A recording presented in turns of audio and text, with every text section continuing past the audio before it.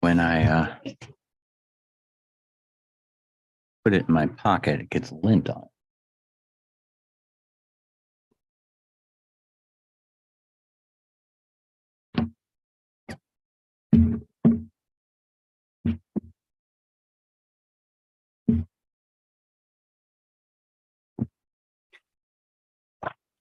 Oh, So we have a very ambitious note on the door as you walk in. Council, this meeting's at 6:15, council meeting 7, and the council meeting as a whole is at 7:45. or not.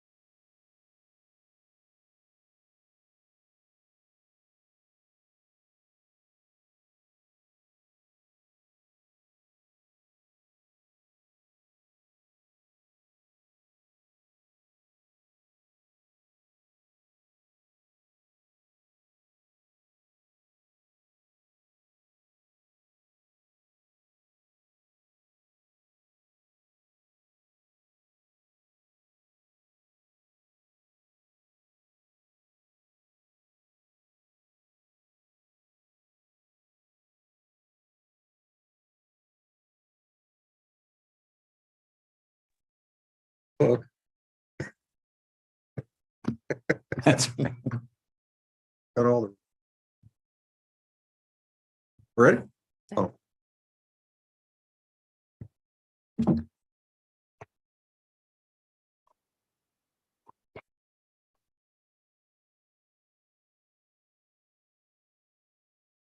Right. All right. Good evening, everyone. We'll convene the Finance and Ways and Means Committee meeting for October 17, 2022. Welcome. As we move into the fourth quarter of 2022, we'll receive our third quarter finance update for the year of 2022. This committee meeting represents my ongoing commitment as committee chair in keeping council members and citizens informed, and further represents my intent for this committee to continue to receive quarterly financial updates from the finance director. Quarterly updates we've received since the beginning of this process in 2020 have proved very valuable in keeping council members informed and updated on a recurring basis. As has also been our practice the past 2 years, council members have received for review prior to this meeting a quarterly refuse recycling report from Amanda Gamby. I look forward to the presentations. Do any of my fellow committee members have any open? Do not. Very good. Well, then we'll move right into Dana Pinkert, the finance. Thank you. Good evening. This is just to give you an overview of where we are year to date through the third quarter, how we expect to end the year, and offer some insight to the budget as we go into it. We will. Where we're at.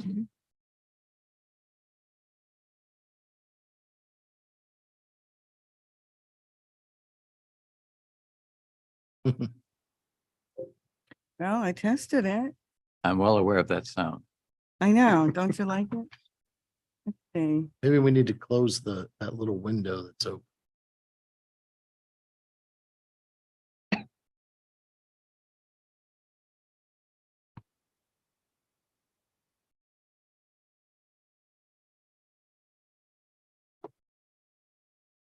Okay, so now my page up should work, right? Okay, so we're going to do a overview of citywide activity, summary by fund type, budget to actual, cash position, capital funding. Then we'll get into an income tax update and budget considerations. This is our summary by fund type. You've seen this before, but it is through the third quarter. I included the columns like last time with the unencumbered, and the first column is year to date and includes just the actual expenses. And then the unencumbered part includes the purchase orders. So it gives you an idea of your year-to-date percentages with what we've already got committed on purchase orders. So that's why I give you both of them. But you can see we're within that 75% raise with most of them. It looks pretty much like how we would expect it to look at the end of the third quarter. Those percentages outside of the 75% mark are usually due to timing and just things that really aren't concerns. For example, in the capital funds, where that looks skewed on both sides, revenue and expenses, the revenue is that we've received all of our ARPA money. I'm sorry, that's in special revenue, that 87%. And then the same, we haven't expensed it all. So, yeah.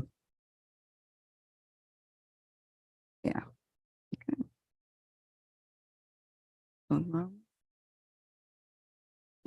And this is the same thing as a visual with the percentages in there. The bar columns are the budget, while the cylinders are the actual. And it is by fund type, again, general fund, special revenue, capital funds, and enterprise funds.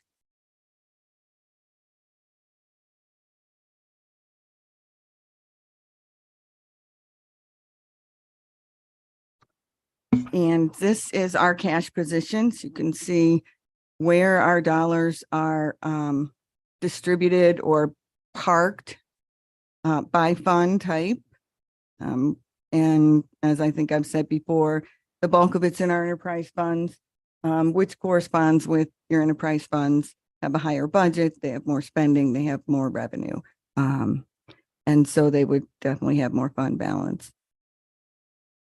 Our investment portfolio is made up of interim fund monies not needed for immediate use and is diversified by investment type and maturity date. Let's see. So of this 96 million, 70.9 million of it is invested, but it's still part of our fund balance. So it's not just sitting aside somewhere for us to pull from. It's all part of the fund balance. We just take what we estimate we don't need right now for operating and invest as much of that as we can.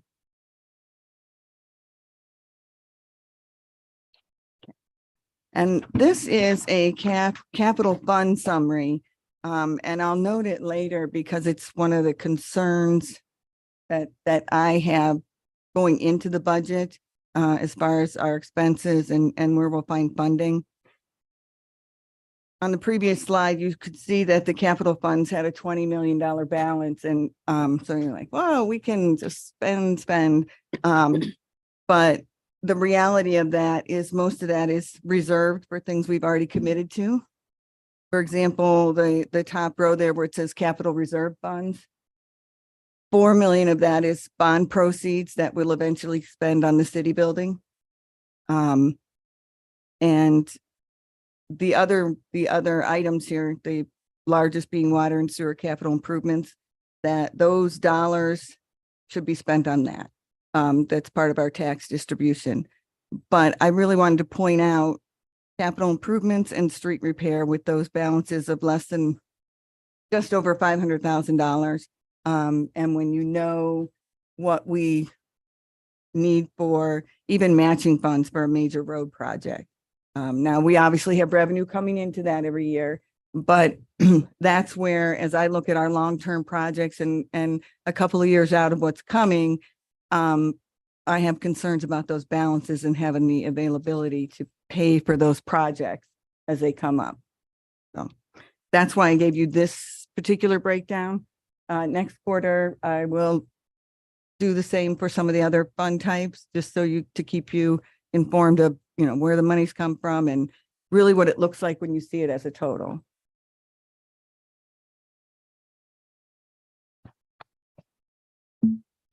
Finally, the income tax summary.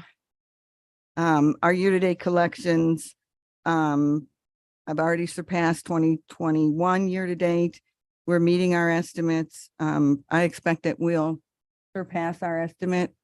And so we'll have those dollars for carryover into the new budget. But I also expect inflationary increases for budget 2023. So hopefully they'll balance each other out, that, we know we need to make certain inflationary increases, that by those collections coming in higher, it gives us a little bit of room.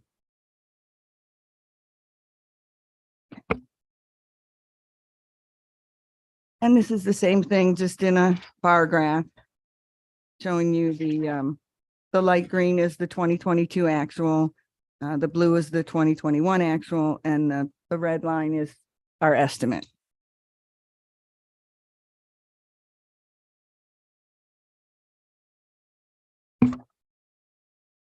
And you can stop me if you have questions. I'll ask for questions at the end, but feel free to ask.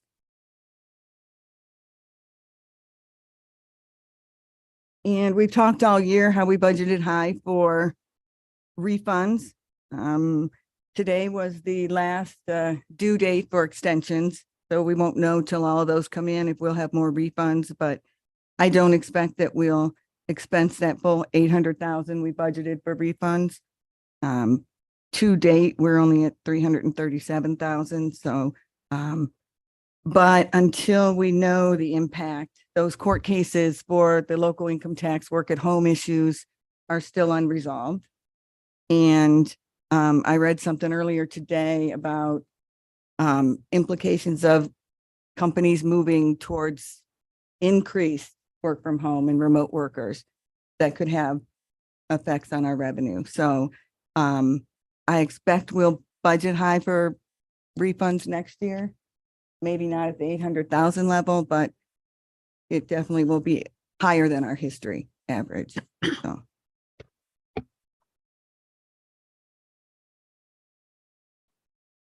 And this is a slide that shows us where each $100 of income tax we collect goes. And you can see the breakdown. The general fund is the blue, capital improvement, water and sewer, the gold are the two biggest ones. And then it goes down from there. The green and the brown, those are those capital improvement and street repair funds. So that's just so you can see where those dollars land. And it's, it kind of follows our cash position, which makes sense.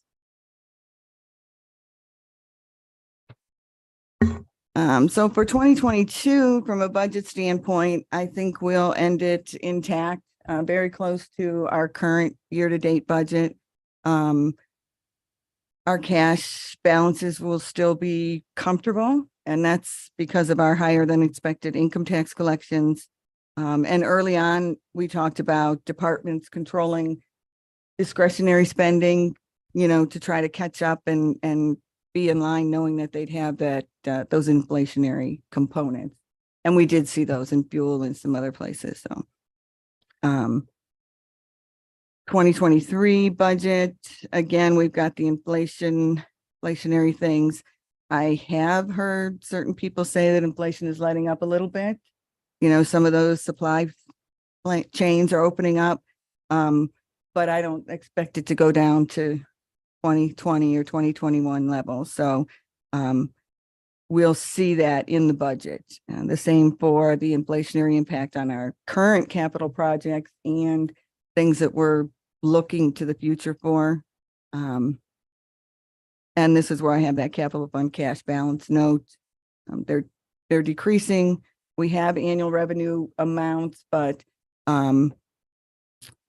we'll need to find a way to fund those infrastructure projects or bring more money into those funds. So, and then interest rates are supposed to have another increase.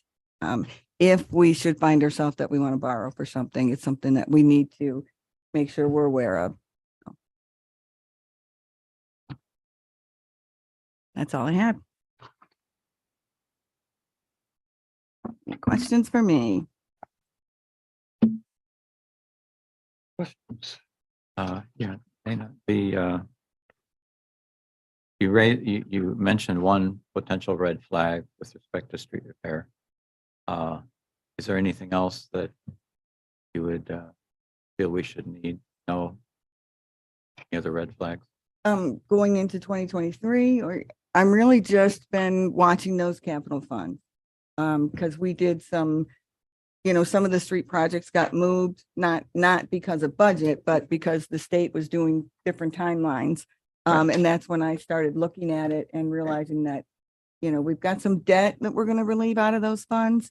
But based on what's coming up and things that we'll need matching funds for, the capital is really where I've been focused.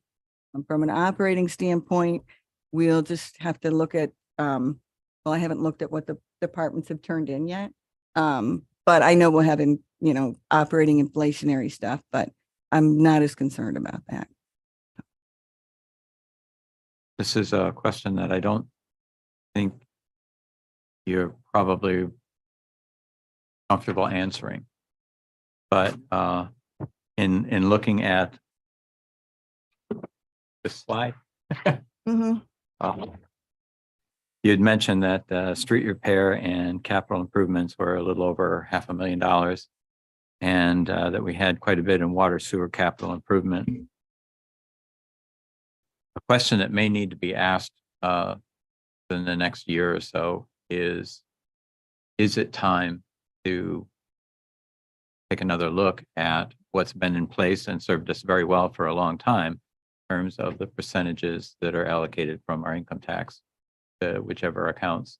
I know that is not something to be done lightly, but it may be time to take another look at it. Again, it's not a question you can answer right now, Yeah. but I would at some point be interested in your perspective on it. Okay, yeah, I think that's a very large picture question. Oh, yeah. Certainly Lori and the mayor could speak to that, but yeah, Yeah, It's big I'm picture, definitely so. not looking for an answer right now. It's just that perhaps I was talking with a fellow council member who raised it as well, and it may be time to take another look at it, very cautiously look at it. Okay. Thank you, Dan. And so for the rest of our time, Administrator Lori Treader has a city building funding update.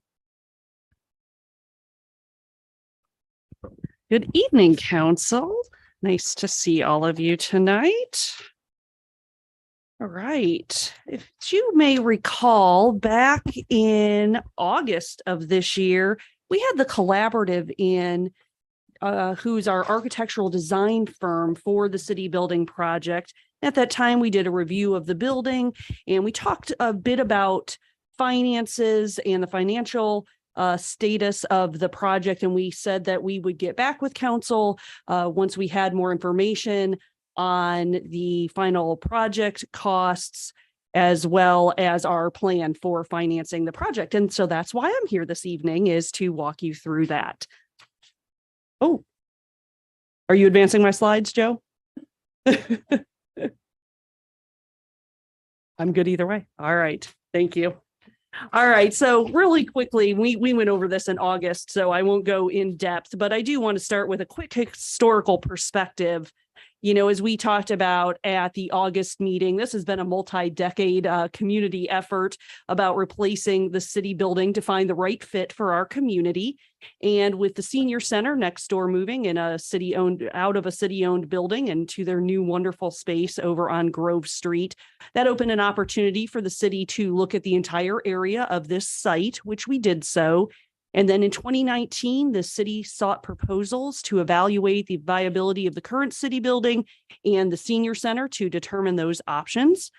And after that analysis, and I think all of you were, all of the finance committee was on council at that time, it was determined that we would save the historic facade of the former post office senior center. And the team conducted an evaluation, and a proposal was put forward to give us a cost projection at that time for, okay, if we go with this route, how much would that cost? So in October of 2020, Pogemeyer Design Group presented to council a financial projection for the project. If you recall, our initial estimates were in the $11 million range. And so we were budgeting and looking at least $11.5 million at that time. And within that first year, as we began our design, our full design on the project, we certainly recognized, given the environment, we'll talk a little bit more about that in a moment, that we were in, that those prices would increase. And as part of the 2022 budget, we included additional funding for the building and also put forth a plan for additional increases in the 23 budget. So the financial strategy that has been implemented between that 2020 kind of go moment and now is that we issued a bond back in 2021. Thankfully, that was when interest rates were still low. It is a variable time. There are variations in the percentages, but our average is a 2% on that bond. So we're feeling pretty good about the timing to secure that. We utilize cash reserves in certain of the funds, according to the distribution, and then those aforementioned 22 and 23 budget appropriations. All right, so what changes have we gone through since we greenlighted the project? Well, I think it's pretty well known, as we are all living it, that a lot has happened between 2020 and now. Of course, the things we talk about regularly, of course, we had COVID, supply chain issue. If you recall, there was a significant increase in construction items, costs, and commodities. The chart on here, and it's not too worrisome that you see the specifics of it. I know that it's kind of small, but it's something that we took from the Associated General Contractors of America, who have been monitoring these inflationary impacts on the construction industry. And what we're showing here, we tried to grab that period of time from 2020 until early 2022 as we were developing, just to show those price increases, to show the impacts across the industry. And again, you pick up any newspaper, you read anywhere, this is not an uncommon problem. It has been something that has been challenging to the entire construction industry and all of those that are building buildings. So what did we do about it? Well, we certainly took pretty active and aggressive actions to mitigate the costs for the new building. One of the decisions that we made early on in the process was to select a process called construction manager at risk. It's a form of contracting that encourages a cooperative environment between the person that's going to be constructing your building, your architect and engineering team, and then you as the owner, your team. And as you're building it, you're taking costs and impacts into consideration. And we had a very active design process, a team that was put together from the city, Mosier Construction, Pogemeyer Design Group, and the collaborative that worked regularly to be keeping in mind this important balance and making adjustments as needed. What we really set out to do was to keep our eye on the prize while also understanding the environment in which we were designing in. So as you are well aware, the goal of this project was always to best serve the citizens of Bowling Green. So residents to have the ability to transact their local government business in a professional, contemporary, accessible, efficient, and effective space. For residents to be able to attend public meetings in a comfortable and welcoming space. Technology to be leveraged effectively. And for the employees to conduct city businesses in a safe environment. And so we balanced all of those goals with keeping the building affordable. So a few challenges, in addition to those we've already discussed, that we encountered along the way early on. And I think we covered this a little bit when Collaborative was here in August, and we covered it with you at the time as well, that when the back part of the building of the old post office was removed, substandard soils were found down there, and we had to quickly make some changes to secure structural support on the building, and that included the installation of over 300 geopiers. We've also encountered several utility infrastructure items that have required some changes. Again, we're in the historic downtown, and often the infrastructure underground is old. And also it's often in bedrock. So those of you who have ever tried to do construction in Bowling Green know that bedrock is one of those things that we encounter and can be costly. It can be challenging, but it's also the conditions that we have. Another example, that building was very well built. The concrete slab at the bottom of it was estimated to be 6 inches. Turns out it was 4 feet. So again, a cost increase to make that work. We also had the challenge that items for the new building needed to have significant lead time for ordering. That also helped us to maximize price. Again, that was a benefit of using the CMR system, is that we had the people that were going to be building for us as part of our team, and recognizing, okay, these items take time. You need to order these ahead of time to leverage the best price. They, of course, were comparing prices throughout to secure us the best price and work in partnership to do that. And of course, I can't get off this slide without mentioning inflation. Perhaps you've all heard a little bit about that here this evening and in pretty much every facet of your life. All right, so where are we now? So the total building cost for the actual building remains in that $11 million range, $11,112,702. And we also have these ancillary costs. And these include, the architecture, the architectural design, engineering, that construction manager at risk, surveying, permits, inspections, contingencies, furniture, fixtures, and equipment. So as we look at that total of $14.5 million, I do want to note that number and built in those ancillary costs is a contingency budget for various components of the project. That is in excess of $1 million, which is based on percentages that are part of our contracts, which are industry standards, best practices, and so forth. So we may not, and we seek to not spend all of that contingency money. Then, of course, that just doesn't get spent, and that's a good thing. And I do want to reassure you that as we go through this, we are continuing to look at opportunities to save money, to make changes. Again, keeping our eye on achieving our goal here, but also being very responsive and responsible with the taxpayer dollars. So we mentioned to you that we had recognized the environment in which we were budgeting in back as we were putting together the 22 budget. And so we've known that the gap between where we started and where we were heading existed, and we've been working on a strategy throughout. So we mentioned that the 22 budget included money in both the utility and the non-utility to span that gap. And there are equal amounts already programmed for the 23 budget as well. So there is a remaining gap, and that has been our challenge since the time we met in August, and now to start to think about the best way to fill that gap. So the funding will remain at the predetermined split among the various funds. The 23 budget will include appropriations from some fund balances. So of those different pieces of the pie, as we often do, as you know, we will share between, different utility funds, different non-utility funds. So some of those will be using cash balance.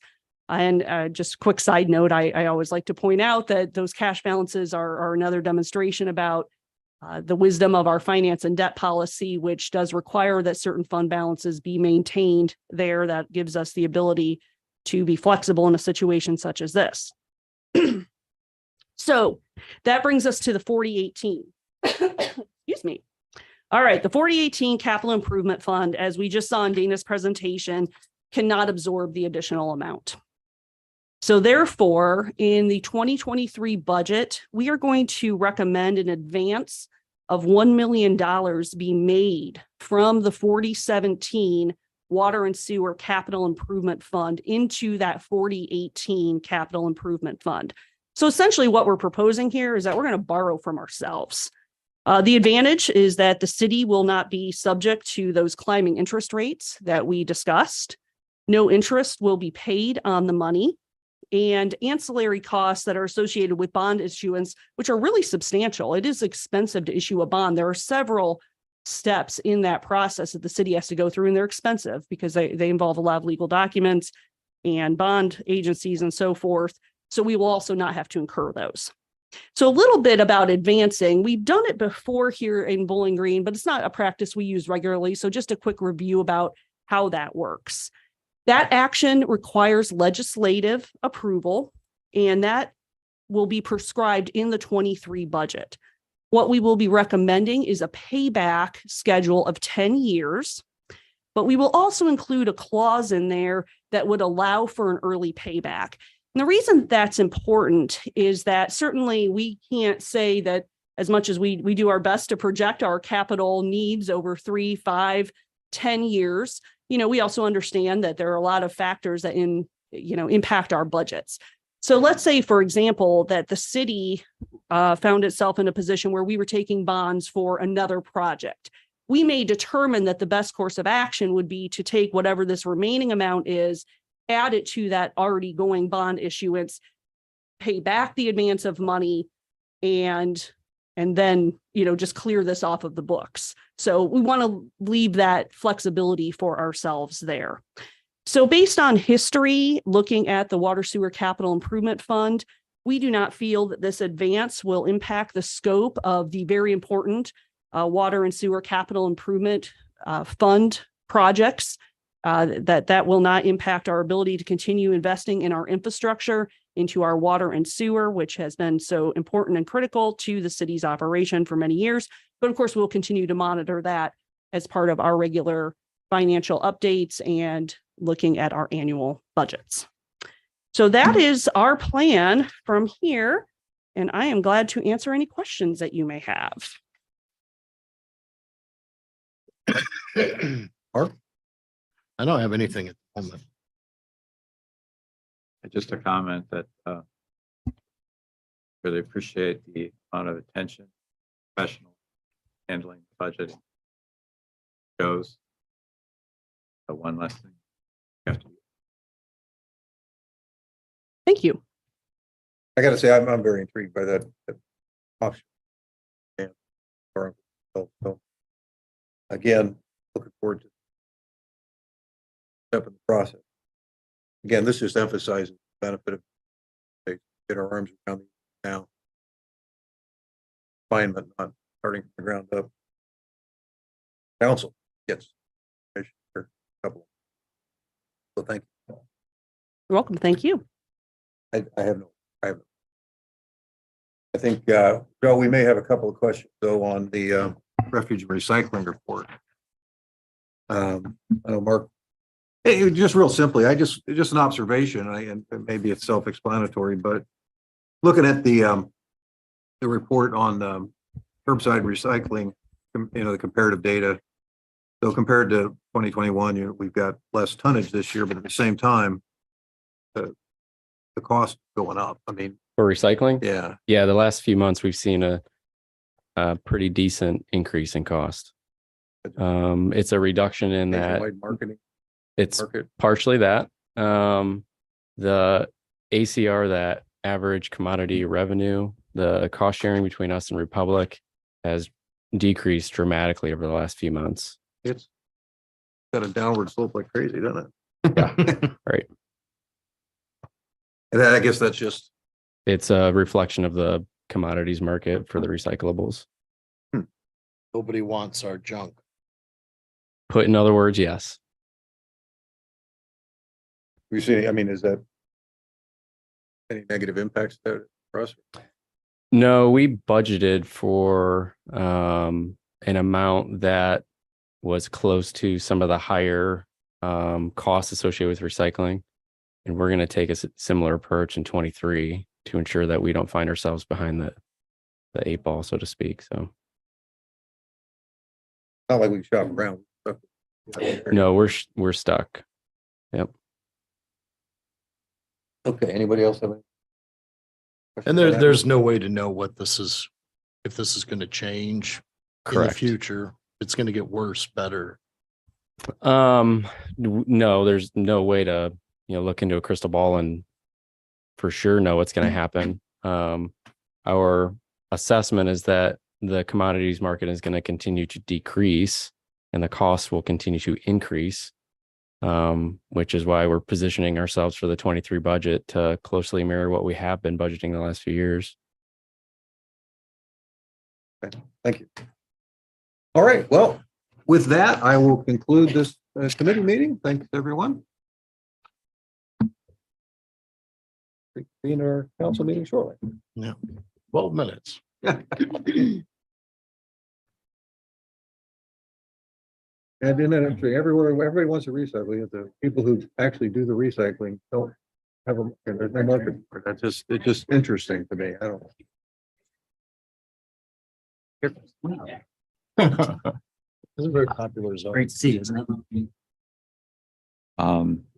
Jeff, I'm going to leave this up to you, whether you want to introduce this or not. We have an option on our introducing resolutions and ordinances be introduced by a member of council or the committee. And Oh, I we do. don't Yes. care which way it I goes. left you a little note. Okay, yeah, so. Thank you. Yeah, yeah. So take a look at that. Okay, great. Hopefully it'll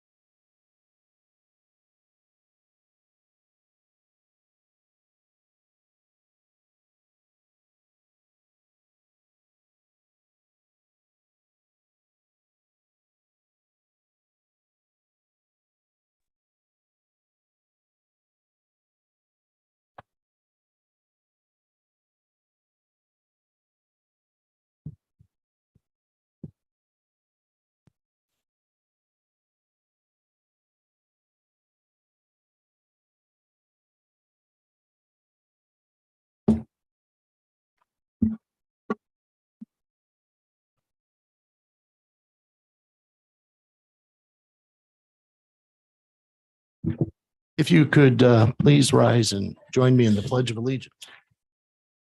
Pledge allegiance to the flag of the United States of America and to the republic for which it stands, one nation, under God, indivisible, with liberty and justice for all.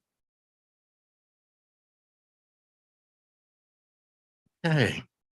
Thank you all for joining us this evening. Jody, could you call the roll, please? Dennis. Here. Harold. Here. Hollenbaugh. Here. Odericio. Here. Phipps. Here. Robinette. Here. Rabando. Here. Okay.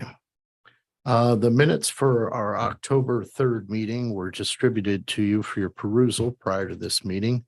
Are there any additions or corrections to those minutes? Hearing none, do I have a motion to approve? So moved. Second. Properly moved and seconded. All in favor, say aye. Aye. Pose same sign. Correspondence. Do we have any correspondence this evening, Jody? Yes, we do. The financial budget summary report for the month of September 2022 was received and distributed to council prior to this evening's meeting. Anything else? Nope, that's All right. That brings us to the lobby visitation portion of tonight's council meeting. Lobby visitation is a tradition we have on Bowling Green City Council whereby citizens can come and speak to members of council regarding any issues that they may have. This evening, we are going to limit lobby visitations to 2 minutes due to the incredible amount of people that we have signed up. And the way this will work is we have a list. Jody will read off the first person on the list. When your name is read, if you'll come to the podium, state your name and address for the record. At that point, Jody will start timing. And when the 2 minutes is up, she will say time, at which point I expect people to wrap up within a couple seconds and be done. So that being said, who do we have first? Jim Evans.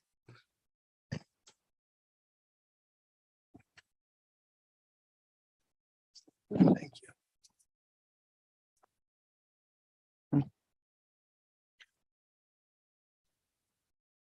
Good evening. My name is Jim Evans, and I live at 203 Buttonwood Avenue in Bowling Green, and I wish to make a comment about the distribution of funds under the American Rescue Plan Act, or ARPA Act, which Bowling Green received $7.3 million. The latest news cycle has been filled with images of the destruction of Hurricane Ian in Florida and South Carolina, with estimates of over 120 dead and damages in the range of $100 billion. As it happens, my parents used to live in South Florida, and their home was in the direct path of Hurricane Ian. So I have no doubt right now it's a pile of rubble, which is a shame because I have many happy memories of the place. As a kid, I used to be amused by a local alligator that would come out on the golf course and eat golf balls, resulting in highly creative fairway rules. But I'm here to talk about how I wish to spare the residents of Bowling Green the kind of misery that's happening right now. I used to tell students that natural disasters go through 3 phases. A search and rescue phase lasting 72 hours, because that's how long people can survive buried under rubble.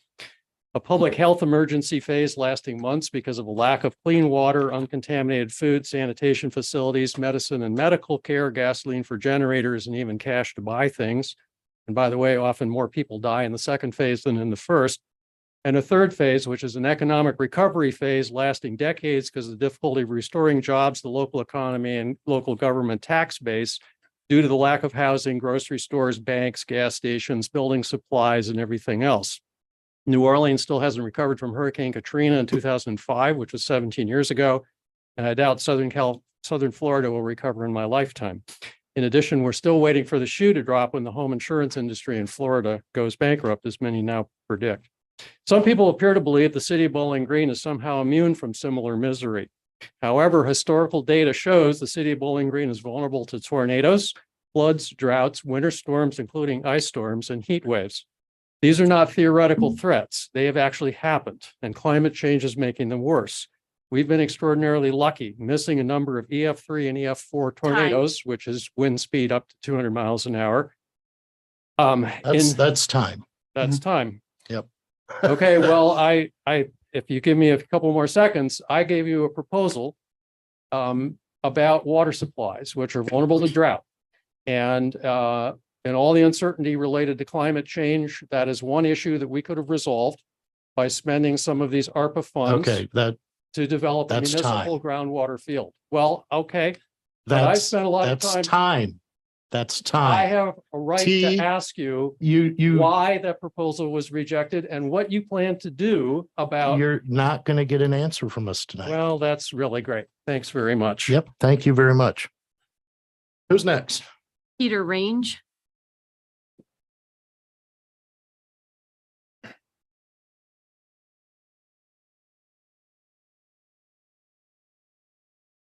I can talk for 3 hours, so I'll put a timer on myself. Actually, we'll get done between 2 seconds or 2 minutes here. Peter Range, Chief Executive Officer of Ohio Right to Life. We're stationed in Columbus, but I actually live up here in Haskins, Ohio, 200 South Sullivan Street. So great to be with you tonight. The last 7 years, I've run a ministry where we've helped 50 moms on the brink of choosing abortion, choose life, helping them with rent assistance, financial assistance, diapers, you name it, here in Northwest Ohio. Here to just present very briefly on proposed ordinance 9031 concerning unlawful discrimination this evening. And before I begin, let me just say, more than happy to get a cup of coffee with any one of you, no matter what position you take on this issue, because I really think this is a conversation that needs to be had in mutual respect. With that being said, I sent this proposed ordinance to a lot of people who are a lot smarter than myself. I know 4 lawyers on our board, which may be too many for our board. But with that being said, they took a look at the proposed ordinance, and this is what they have to say to this. This is a draft letter, and I don't want to present it, but just so you know, this is kind of what we're thinking from Ohio Right to Life. This community and our state have an obligation and opportunity to pass laws and build programs that champion women and their preborn children. Yet this amendment would have a chilling effect on actual choice available to women. Whether intentional or not, the result of this ordinance would unfairly, unreservedly target and penalize pro-life pregnancy centers and similar groups that give women a real choice and a real say about their futures. If this council finds the plain immorality of this amendment unpersuasive, then recent legal precedent offers an alternative reason to reject it. In Missouri, a federal court struck down an ordinance eerily similar to the proposed current before the council because it infringed on constitutionally protected First Amendment rights. If adopted by this council, the amendment will be challenged in court by many organizations, including ours, and will ultimately be struck down because it cannot withstand legal scrutiny. For these reasons, we urge the city to reject the amendment. Again, just want to mention, would love to get a cup of coffee with you to talk more about the amendment, but please do not pass it for the sake of women here in Bowling Green. Thank you so much. May I ask a quick question? Thank you. May I ask a quick question? Peter, you are well aware that a similar ordinance to this has been passed in Columbus. Is that correct? Yes, sir. And have you challenged that ordinance? We will be. Thank you. Okay, so but you have not yet. It's been over a year. We will be challenging that ordinance, sir. Do you have a time frame on that? No, sir. Is there a reason that you haven't challenged it yet? Each city presents its own unique legal challenges. Okay, thank you so much. Absolutely. As I say, this might be something you guys could discuss over coffee. I would love that. That'd be great. So. All right. Thank you. Thank you for your staying under the 2 minutes. Next. Jean Canstrom.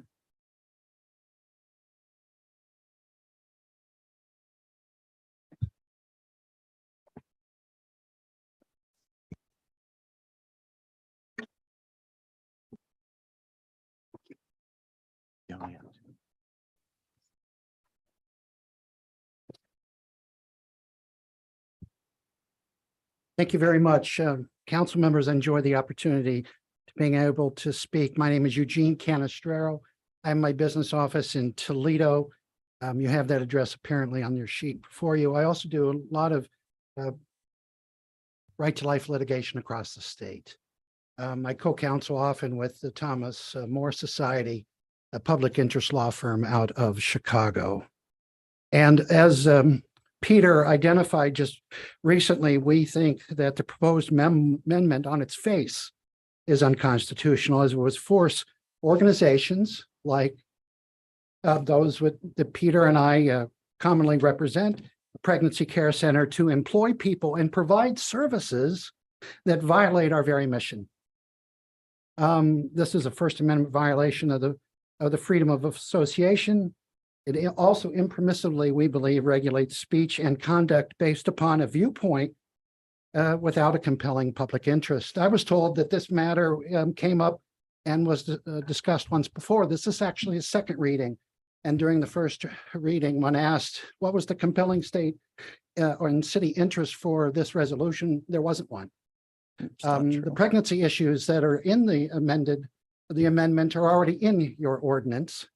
And so this looks to me as it's just carved out to rid the community of organizations like Right to Life and like those of the pregnancy centers that luckily dot our country and dot our state. The case that Peter brought up is a case that cites to Dale versus Boy Scouts of America. But the case is Our Lady's Inn versus City of St. Louis. I won't give you the details. It's in there. Your legal counsel, I'm sure, has provided you an opinion upon it. But it's very similar to this, and it was struck down by our co-counsel, Thomas More Society of Chicago. We would invite you, please, to speak with Peter. Please speak with myself before you pass this thing. They have a long history of not Time. giving up on litigation. This could be very costly to the city. Can I ask one more question? I find it interesting that this is both needlessly redundant and gonna, rid out organizations. But you spoke of pregnancy centers, and there is a pregnancy center here in Bowling Green. I'm well aware. It says that we staff and have volunteers who have experienced abortions, and also this legislation. It has nothing in the ordinance that forces organizations to provide reproductive health care products or services. I think you're dead wrong. You're absolutely dead wrong. Your new language would demand, and I can give you an example if I get a little time here. Your organization would demand that I hire and staff a pregnancy center with someone who is not pro-life. That's not what it says. It's not what it says, but it's the interpretation that has been read into it on statutes like this all across the country. So we would be forced to hire people under the pains and penalty of criminal and civil citation to take people that are violently against our mission. And that makes it unconstitutional. I've given you a lengthy detail on those 4 pages. Please read it. Even if you disagree with me, please read it. Take it to your legal counsel. This could be disastrous for this community. Is that a threat? Yes. All right, thank you very Okay, yeah. much.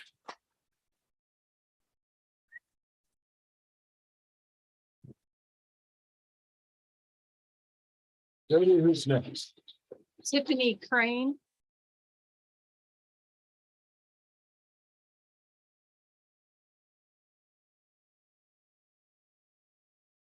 Hello, my name is Tiffany Crane. I live on Larch Court in Bowling Green. I am a mother of twin boys, a follower of Christ, and the founder and executive director of a pro-life Christian ministry in this community called the Nest Bowling Green. We were just awarded the Best of Bowling Green 2022 award in the category of childcare. Our mission is to serve families with the love of Christ by providing free childcare to parents completing their education. Our vision, we exist to support parents in their choice for life by aiding them with childcare so they can accomplish their goals while growing as a family. In our statement of faith, we share our statement of faith with every single parent. And while we will serve anyone qualified, they're a low-income student, parent, from any background and any faith or non-faith, they know that we have that statement of faith in place, and they sign consent that we are an organization that operates from a foundation under Christ, and we will be held accountable and uphold the tenets of our standards that are biblical standards. And we hold ourselves as an organization to a higher standard that actually serves those that we are serving very well, and it benefits the community as a whole. The reason we opened was out of a compulsion to love the Lord our God with all our heart, mind, soul, and strength, and love our neighbor as ourselves. That's our born neighbor and our unborn neighbor. We offer valuable resources to the community and are supporting moms with better options than abortion. but we need to be able to we support them in lots of ways. And our graduates are the nurses, the x-ray techs, the ultrasound technicians, the teachers, the speech pathologists that you go to when your children need help, when you need services in the community. And we're helping uplift moms out of poverty to be able to provide for their families. We are a pro-life Christian ministry. We will only hire those that serve the same mission. And we think that this ordinance would violate that. Thank you so Thank you much. very much. If I may, again, from general exception D in the ordinance, this chapter shall not apply to any religious corporation, organization, or association. So if you are a religious corporation, organization, or association, this would not apply to you. So that would also not apply to the pregnancy center?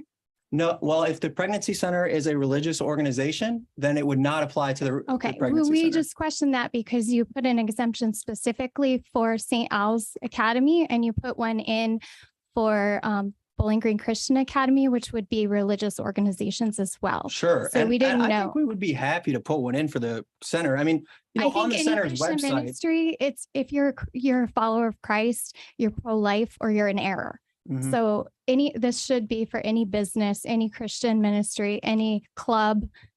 I think we would be happy to do that. Okay. And, just, it says on the website for her choice, no matter who you are or what your story, our door is open to you and our services are always available and free. So I don't know. Is that what's happening there? So when the news came out, there was an example of if a woman wanted to go out of state to obtain an employee of a Christian organization, wanted to go out of state to obtain an abortion, that she could not be penalized for that. Would you? I never said that, but Okay. in general exception D of the current ordinance, it clearly states that this chapter shall not apply to any religious corporation, organization, or association. So if you are involved with a religious corporation, organization, or association, this would not apply to you.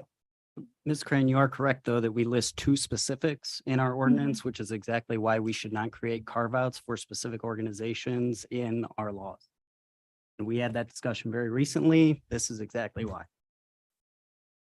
Because we work with the community, we provide awesome resources, and you will see the Christian community is huge. And so even though if you're making an exception for just for churches or things, the pastors of those churches support the Nest, the Pregnancy Center, and other organizations as well. So we want to work with you, not against you.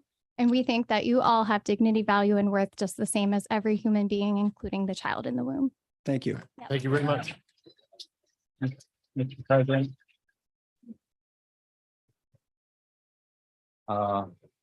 If memory serves me correctly, and I wasn't on council at the time, the carve-outs, as it's called, for Bowling Green Christian Academy and St. Al's School was because there ended up being, when the anti-discrimination ordinances were first put forth to council way back, there was an understanding that Bowling Green Christian Academy was under the umbrella of Bowling Green Covenant Church. And it turned out that although that's how it started, it at that time had separated itself. And so there was some concern that the council at the time decided to take care of by having the exceptions, is that the idea of it being a religious organization or isn't enough of a protection, because if it were enough of a protection, then Bowling Green Christian Academy and St. Al's would have been okay without the extra assurances.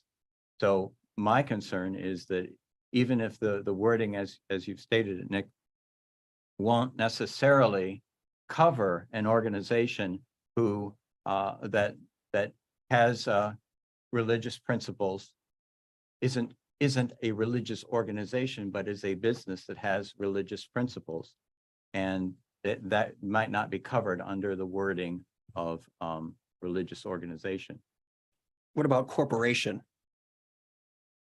I'm just going with what the decision was made. Yeah, I know. before. It's funny to me that we were talking about how words don't mean what they mean. The lawyer said, yes, that's not in there, but it's the spirit of the law. These are the words that are written down on there. Well, I think Nick, you and I share a common malady, and that is we're not lawyers. And so it turns out in my travails that each discipline has. If I might, I was going to make a really good point. we are in the midst of lobby visitation. Thank you, Yeah, Mr. but President. Nick brought it up as part of that. Okay, So well, I will moving take along. one sentence if you don't mind. one sentence. And that is each discipline, be it human relations, human resources, I'm sorry, and lawyers, it's engineers, they all have their own lexicon. And for those that aren't, Is that a comma? yeah, it is, it's a semicolon. Okay. For those that aren't part of that, the interpretations can be different. And that's my point, the All right. Reader's Digest version. Awesome. I assume we have more people on our list. We do. Okay. Alora Drews.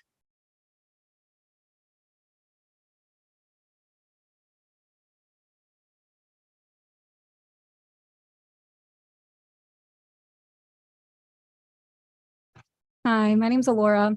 I live on 14720 Wood Creek in Perrysburg, Ohio.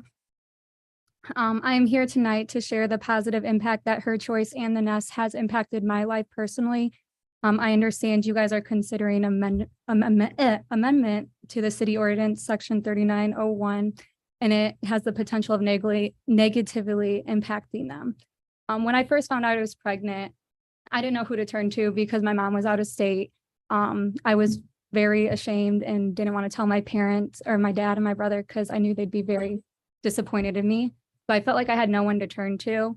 I did work at Women's Care of Wood County, and I talked to Dr. Miller because I was her nurse at the time, and one of the coworkers mentioned her choice to me. So I took the leap of faith and went to her choice, and they gave me all the information I needed, the resources. They gave me like about abortion, about adoption, about the risks that if you get an abortion, all the stuff that would go along with it, also about parenting. And they said, we have resources to help you if you do choose to parent. But also, this is your decision. It's up to you. It's solely your choice. They were very understanding, and they gave me all the tools and the resources that I needed to help me find my decision myself. And it was very non-judgmental.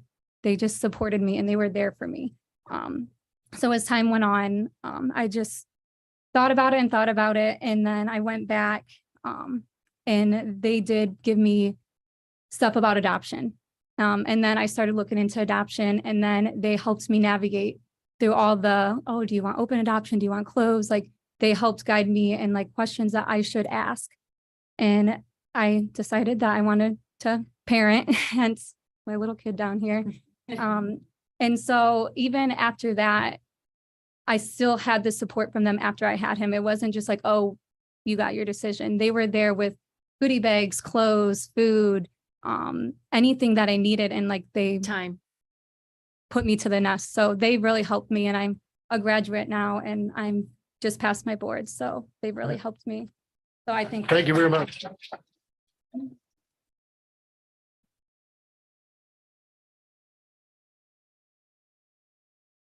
Morgan Reese.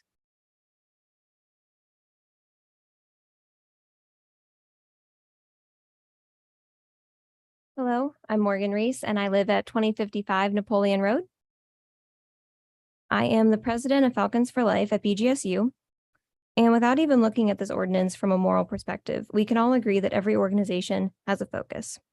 The focus of the Pregnancy Center has always been to provide all options counseling that includes the truth about motherhood, adoption, and abortion, as well as material assistance such as free car seats, cribs, baby clothes, bottles, and so much more for women who choose to parent their children.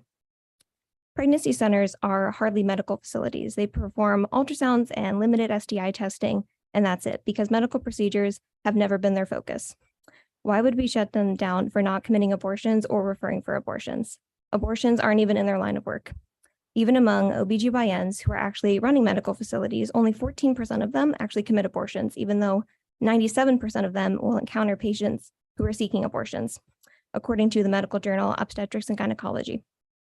Whether running a business, a charity, or so forth, why should anyone be forced to provide a service they never set out to get involved in? Would you shut down a food pantry because they weren't also building homes for the homeless? Would you shut down a cancer research center because they're not also trying to research a cure for diabetes? Even if the service or product you want an organization to provide is close to their line of work, why shut them down for not providing it? Because then you've lost them entirely. There are dozens of services gone. And there is no other type of organization quite like pregnancy centers. Struggling mothers will be at a loss. And while we're on the topic of expanding services and offering all options, I don't see anyone requiring abortion facilities to offer material assistance to women who are seeking to keep their children. No one ever attacks Planned Parenthood for not offering free diapers and wipes and onesies the way pregnancy centers do. Why? Because that's not the abortion facility's mission, and it has never been. No one should be forced to provide a service, and no one should be forced to violate their conscience. Thank you. Thank you very much.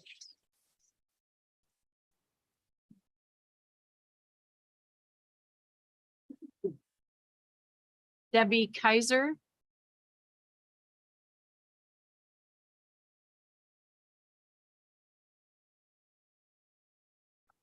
Hello, I'm Debbie Kaiser and I live on Signet Road, just outside town.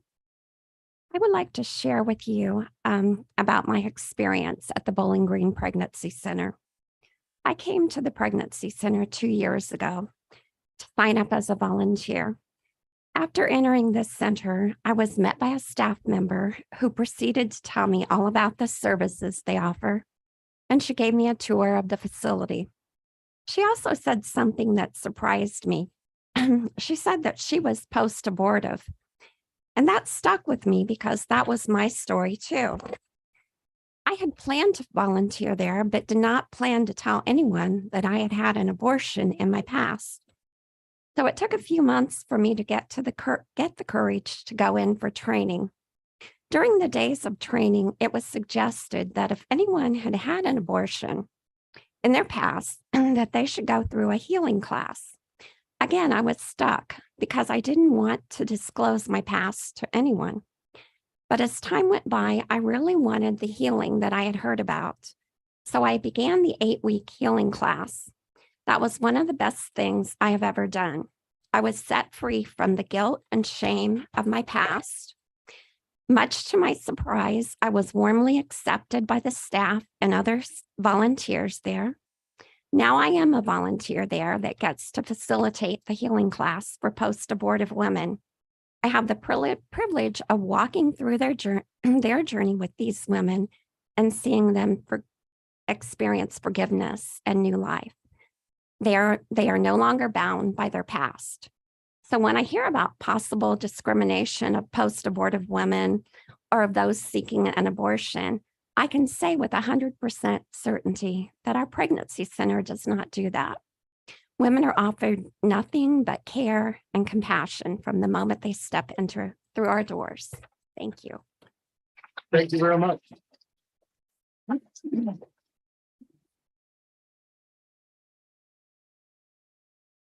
Sophia Gerald.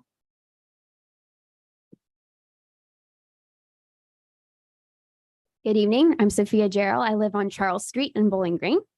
I am a Bowling Green resident, a voter, and a business owner in the city. In addition, I am 11 weeks pregnant. I'm announcing that right now. Congratulations. Does the father know yet?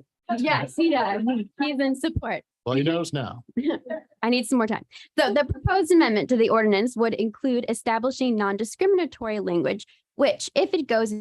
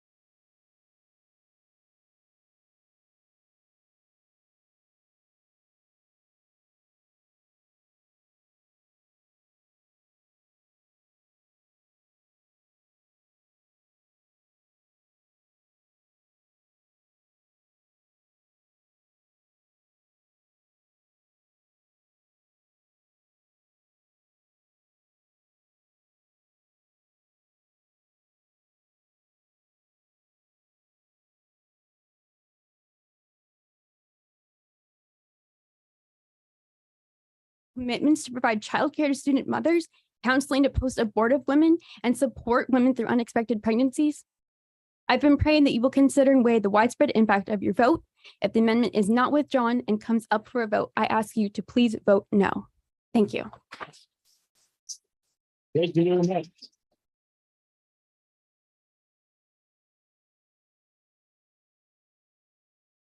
Wendy Kramer.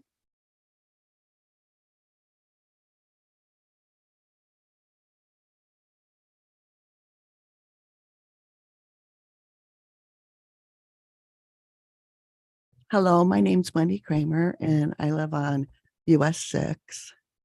And I came today because as a woman that was traumatized for years by an abortion, I didn't have any healing at all. And I finally found the crisis pregnancy centers and they helped me heal. The ladies accepted me and I received compassion and grace and mercy. And because of that, I became a volunteer also. They don't just counsel people with abortions, but they do help them with diapers and things that single ladies need, things that even ladies that are married need. It's just really hard nowadays to raise a family on just what we make. So I just encourage you to vote that down, please. And thank you so much for listening to me. Thank you very much.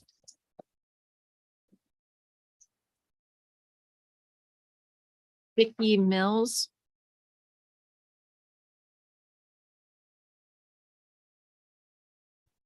I am Vicki Miles and I live on St. George Circle here in Bowling Green. And I'm actually here on behalf of one of our clients at Her Choice, and she was going to be here tonight to read her or share her personal testimony. So I'm going to read that to you on her behalf. My name is Meredith, and I'm here tonight because of concerns that the proposed amendment to Section 3901 could have a very negative impact on organizations such as Her Choice. I wanted to share with you all the positive impact Her Choice had on my life.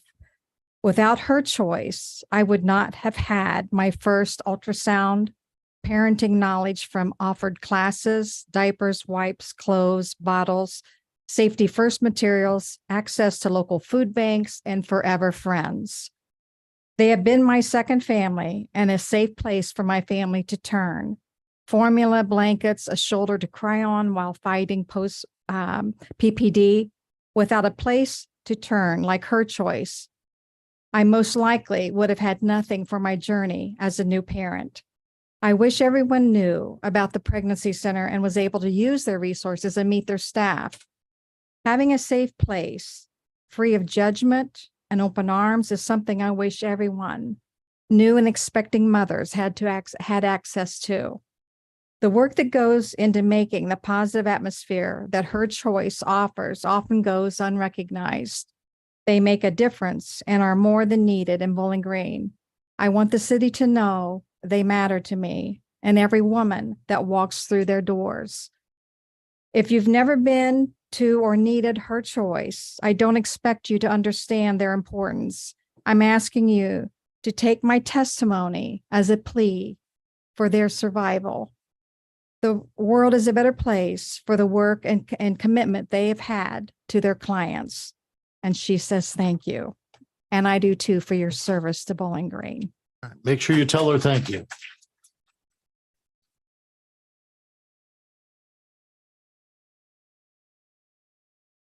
Kim Lufts.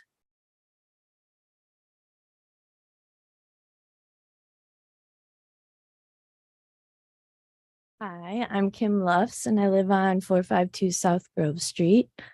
I'm coming to you with a personal testimony as someone who was pregnant in the early 2000s. I was 18.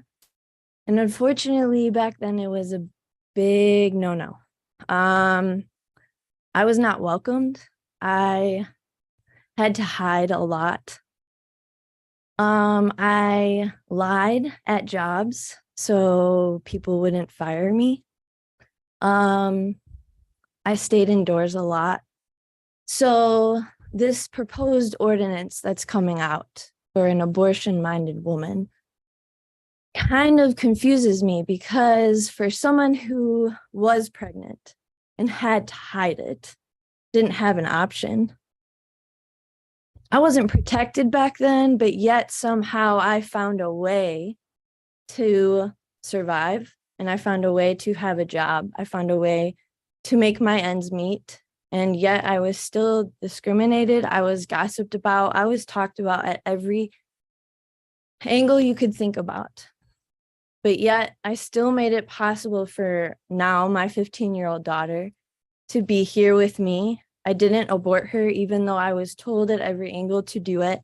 I couldn't do that. That wasn't my belief. I knew in my heart that I could take care of it, even though deep down inside I made this sinful choice. I could not do that to her or him. I didn't know what she was at that time. But as right now, thinking of this ordinance passing, I just could not bear, I don't know, it just doesn't make sense to me. As somebody who's on the opposite end, I don't understand that, because for them, that's something I could easily hide. For me, it wasn't. I couldn't easily hide it. I had to deal with it. I had to deal with the remarks and the disgrace and the looks and the gossip and the talking. And for me, it was hard. So thank you for listening. Thank you for hearing me. I appreciate it. Thank you very much.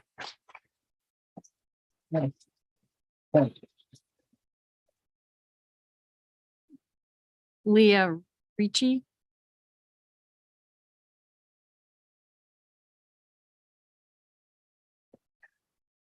Good job.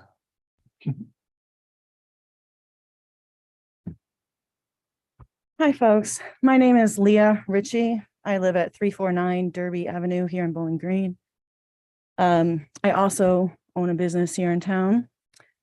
I'm a graduate of BGSU and chose to make this my home since 1994. I am here in support of this amendment. Hearing the woman who just spoke before me is one of the reasons I am in support of this amendment, to protect women regardless of their choices for their own health. And they should be able to have employment, housing, education, regardless of their reproductive choices, regardless of pregnancy, regardless of their choice to breastfeed or pump. This seems sad to me that we're having a discussion about this in 2022. Sorry,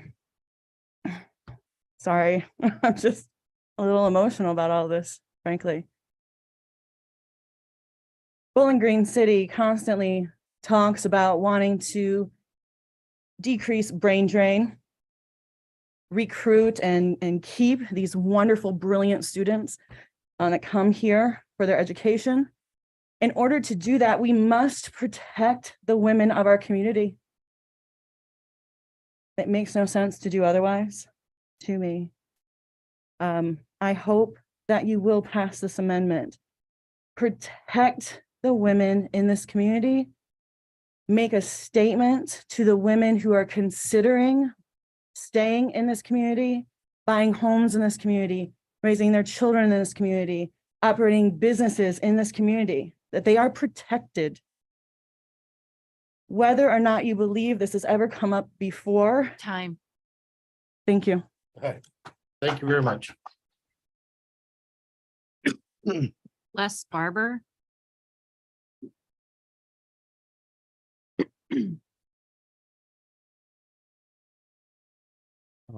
Les Barber, 303 North Prospect Street.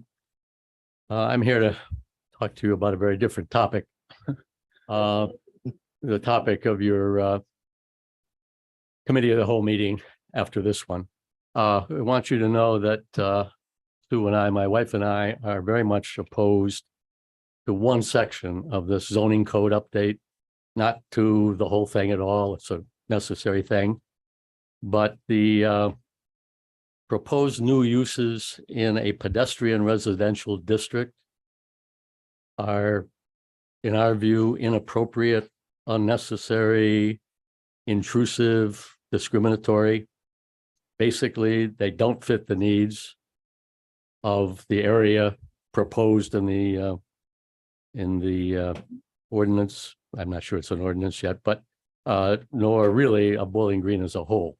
So for example, the proposed district uses are inappropriate, primarily, I would say, because they don't address the basic issues of the older residential areas of this city. The core problems there, and I'm talking about roughly Maple Street and East, the core problem there is the overwhelming number of unregulated, largely unmonitored student rental properties. Basic, that's it. Adding new things like microbreweries and corner stores, professional offices, et cetera, is not going to change that. Young professionals, seniors, families are not going to move to those sections of this city because of additions like that. They're not going to because they know that they're going to be plagued by the issues that plague all of those of us who do live in those issues. Sorry, in those areas. They're not necessary. Time. Second word. Plus, I got your email last night and I appreciate Yeah, that. but I wanted this to be a matter of public record too. And so I can just add that I can't talk about it, but Joyce Kepke made the point about how discriminatory this section of the ordinance is. Sue and I believe that very strongly. Thank you. Okay. You might want to come back after November 7th.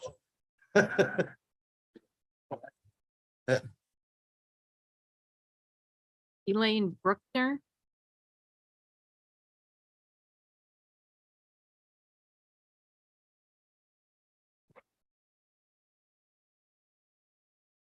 Hi, my name is Elaine Bruckner and I live on Devonshire Street. I'm a clinical psychologist and I moved here 27 years ago when my husband got a job teaching at BGSU. And this has been a wonderful, welcoming community where I have worked and owned a business, lived and raised our 3 wonderful children. It's a welcoming community, safe place. I have great friends, coworkers, neighbors, and I'm here today to share that as a member of the Bowling Green community, I support this ordinance and protecting an individual's right to make their own decisions about their body and their medical care. And this includes ensuring legal protections for them to access reproductive health care, including abortions, protected time off of work, their living situations, education, etc. And as a psychologist, I wanted to share some information and make the case that supporting and protecting reproductive rights is just as much a mental health issue as a healthcare issue. And if we want to provide a community that is safe and takes care of our residents, both their mental health and healthcare, this is something that I think we really need to support.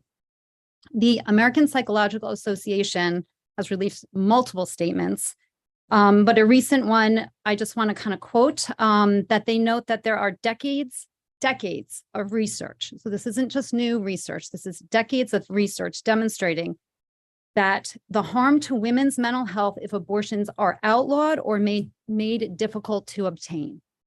And in a quote by Dr. Frank Worrell, who's the APA president, he says,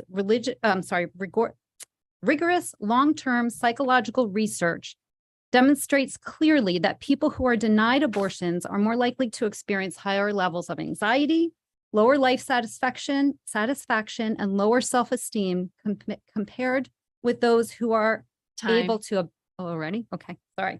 So just to summarize, I really want to encourage you to vote on this and support it so that we can be a community that provides a safe place. We can bring people in who want to stay. I think it's been an issue with the university to make sure we retain people. Thank you and very provide a good much. place. So thank you. Joseph DeMar.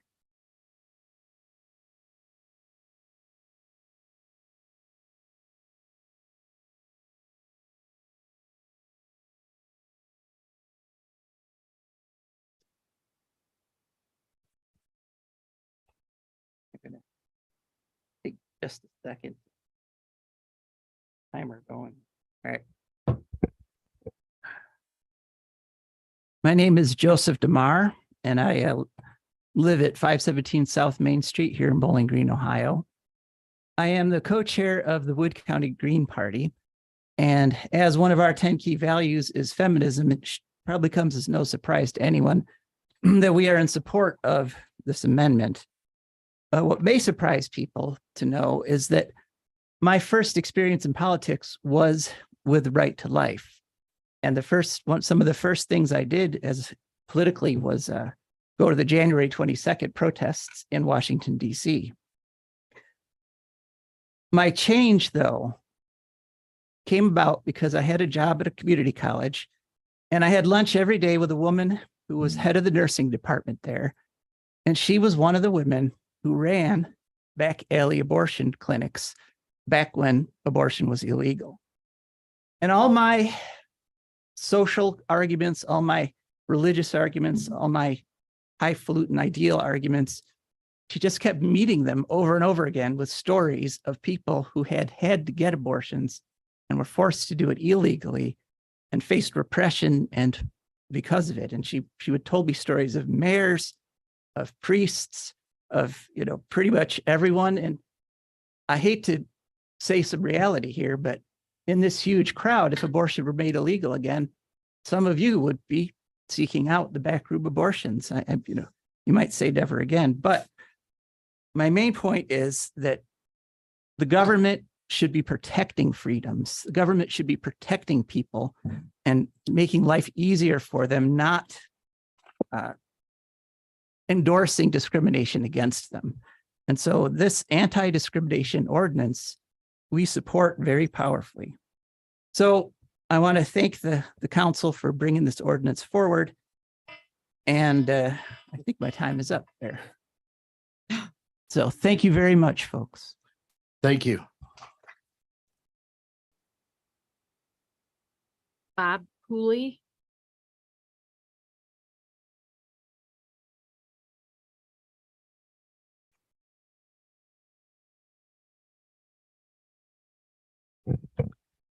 Hello, my name is Bob Cooley. I live at 1521 Finch Drive here in Bowling Green. There was a gentleman earlier that warned of legal fees. If my son's in the road and a car is coming and I warn him that bad things are on the way, it's not a threat. It's something I care about him as a member of my family. If something's going to cost the city a great deal of money, we're just warning you because we love this community. We want to take care of it. Okay. No. Certainly a business needs to run within its mission. I think we're looking at, I don't really understand the thing here. If somebody wants to run a certain type of business, then they're going to hire people who support the mission of that business. Certainly if the butcher shop here in town wants to hire someone to do their advertising and they found out that one of the applicants was a member of PETA, not that there's anything wrong with them, but I'm not sure that they'd want to hire them. If I applied for a position as answering phones at an abortion clinic, but they found out that I was pro-life, they might not hire me. I wouldn't consider that discrimination. I'm not really a good fit. And they'd probably wonder why it was that I was signing on there in the first place. So the discrimination actually works both ways. And so the lawsuits work both ways. And so I certainly don't want all of that either. A business needs to function as it's designed to function. I myself, one thing I do some part-time landscaping with my son. I know how to grow plants and I know how to nurture them. I don't know how to cut trees down. It's related, but if somebody asks me for a referral, I consider that as a professional referral. All right. Thank you very much.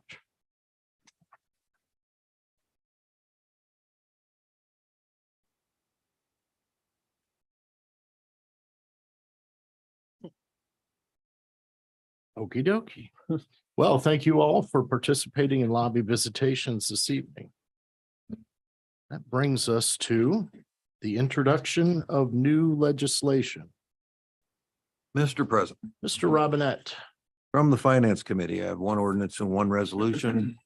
First, a resolution authorizing the sale of obsolete or unfit municipally owned personal property which is not needed for public use by internet auction, and authorizing the municipal administrator to enter into a contract with GovDeals Inc.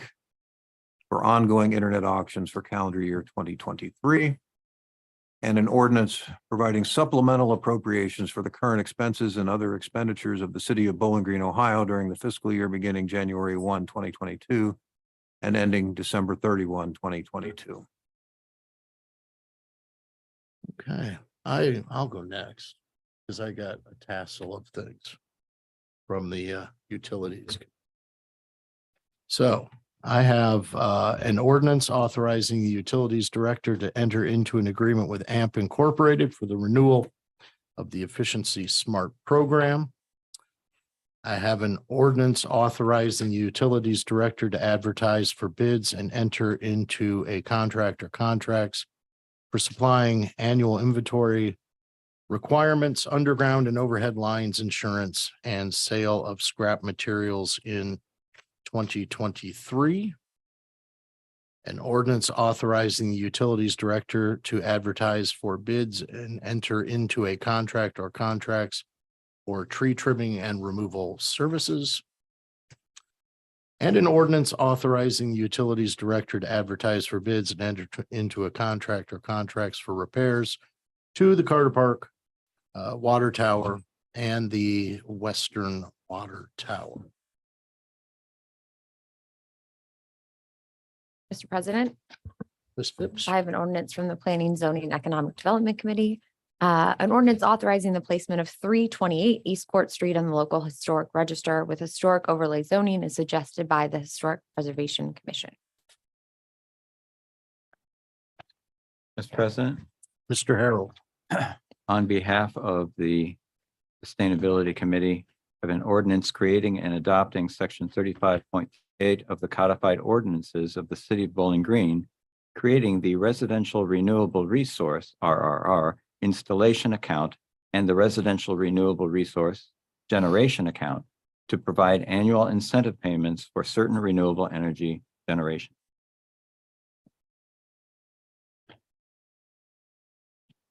Mr. President, Mr. Rabando. I have an ordinance from the Parks and Recreation Committee. Ordinance authorizing the Director of Public Services to advertise for bids and enter into a contract or contracts for the construction of downtown restrooms. Okay. Brings us to official reports for this evening. Mr. Mayor. You have 2 minutes. I'm not going to need that much. Thank you, Mr. President. Good evening, council. I have no report subject to any questions that you may have for me. Okay. Are there any questions for the mayor this evening? All right. Thank you. Very well. You do that more. Yeah. Municipal Administrator, Ms. Treader. Good evening, council. Just a few reminders here for you. The community trick or treat will be held on October 31st from 6:30 to 8 p.m. Those residents participating should indicate so by turning on their porch lights. We do encourage anybody traveling within the community that evening to provide extra caution. Be very careful, travel slowly, don't be in a hurry. Let's be mindful of our community on that evening in particular and always. As a reminder too, Downtown Forward will be having 2 upcoming feedback sessions, and we'd love to hear what folks are thinking about our downtown and the future of our downtown. Those will be held. One is tomorrow morning at 8 a.m. at the Veterans Building, and the other one Thursday at 6 p.m. at the Veterans Building. People do not need to pre-register. Please just come, just be, bring ideas and be ready for community dialogue. We're really excited about this opportunity. We hope that council members and community members alike can join us. And of course, we are moving into our budget process that is underway right now. We will work with Councilmember Robinette to set the Finance Committee hearing. Probably the last week of November or early December would be the timing that we would be looking at for you, and we'll send you some dates. And that completes my report this evening, subject to your questions. Are there any questions for Ms. Treader? I have one clarification. Sure. The Thursday meeting, is it at 6 or 6:30? Uh-oh. I don't know. My calendar said 6, but we're going to find No, out. I'm asking because I didn't hear. So I'm not questioning whether the information you gave me was No, correct. no, it's okay. It's good. It's good. I'm waiting for the answer. 6 p.m. All right, thank you very much. Yes. Okay, well, that was pretty easy then. All right. All right. Thanks, folks. Let's see. City attorney is not here this evening. So Public Services Director, Mr. Fawcett. Good evening. The first thing that I want to report is really not a report, but to introduce you to the city's newest division head. Adrian Lowy Kirian is our new arborist. Adrian, we successfully stole Adrian from the Wood County Park District. She is a certified arborist, and she has a number of other professional certifications that are going to greatly assist the city, and I'm very excited to have her a part of our team. So welcome, Adrian. I've asked Mick Murray to come this evening to give you a report from the Public Works Department, where I turn it over to him, pending any of your questions. Any questions for Mr. Fawcett? Just a comment. I really appreciate and understand that you hire someone before introducing them to council to increase the chances of them saying yes. I'll turn it over to Mick. Thank you.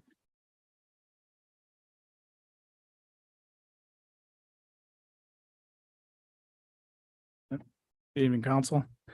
I just want to report on a few things. This year we had a successful 22 ARPA paving program, thanks to yourselves and Mayor.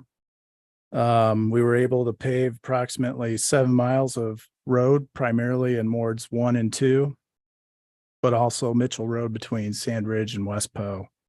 As part of this project, we updated curb ramps to make them ADA compliant. And in all, we've replaced around 100 curb ramps. We also replaced 1,165 linear feet of sidewalk and 7,000 feet of curb. We were also able to pave approximately 1 mile on East Wooster and just under a half mile in the city park. And we also added a shared use path around City Park. So far this year, the Public Works Department has added 2 crosswalks, one on East Wooster and one on North Winter Garden. We've replaced 1,300 foot of sidewalk and 550 linear feet of curb. We replaced 18 catch basins and installed 16 ADA ramps and performed all the concrete work at the all-inclusive park. In all, that was a total of 300 man hours. This year we had 2,218 brush pickups, which is up 71% from last year. And we also had 503 large item pickups so far. Looking ahead to the 23 ARPA paving, we anticipate paving 6 miles of road in Ward 4 and updating approximately 160 curb ramps. We are also planning to pave Newton Road from Brim to Main and Main Street from 500 foot south of the Newton Main intersection north to the Corp limit. That concludes my report. Subject to any questions. Are there any questions? All right, job well done. Thank you very much. Thank you. Great, good news story. Yeah. All right, that brings us to Public Infrastructure Director, Mr. O'Connell. I just want to talk to you a little bit about some outside engineering projects that we've got going on. So we've had a flurry of requests for qualifications here this past few weeks. And the ones that we've gotten under contract or we're getting under contract is work on South Main Street to replace water mains and also some pavement and intersection work down by Napoleon Road. The village water line or village subdivision water line replacement project. We got those back this past week and we selected an engineer for that. We'll get that under contract here soon. The Carter Park ball field lighting. We had one submittal for that project, so we'll get that under contract as well. The ones that are still being advertised right now is odor control improvements at the Poe Mercer Pump Station and the wastewater treatment plant final clarifier addition. And then we have other projects that are also in design right now by outside firms. Some of those are the Woodbridge Business Park expansion. We have two projects at the water plant. One is the low service pump station and the sedimentation basin repairs. The water towers projects, which you got an ordinance here in front of you today, or please consider that. And then the Campbell Hill Roundabout project. So I may have missed a few, but there's a lot of work being done by outside firms as well as our inside engineering department. So that's all I have for you today. Unless you have a question.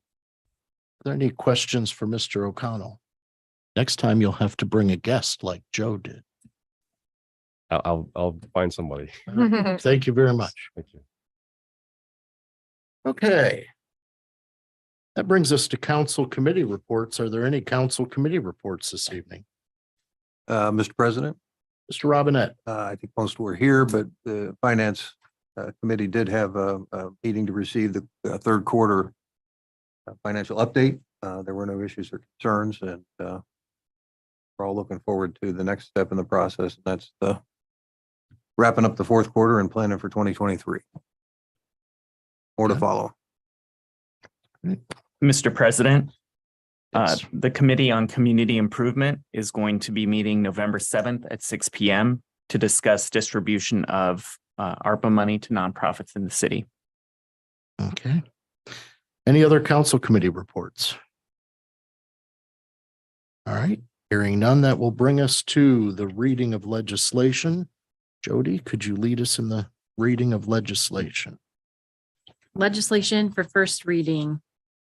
Resolution 3837 for first reading. Resolution authorizing the sale of obsolete or unfit municipally owned personal property which is not needed for public use by internet auction and authorizing the municipal administrator to enter into a contract with GovDeals Inc. for ongoing internet auctions for the calendar year 2023.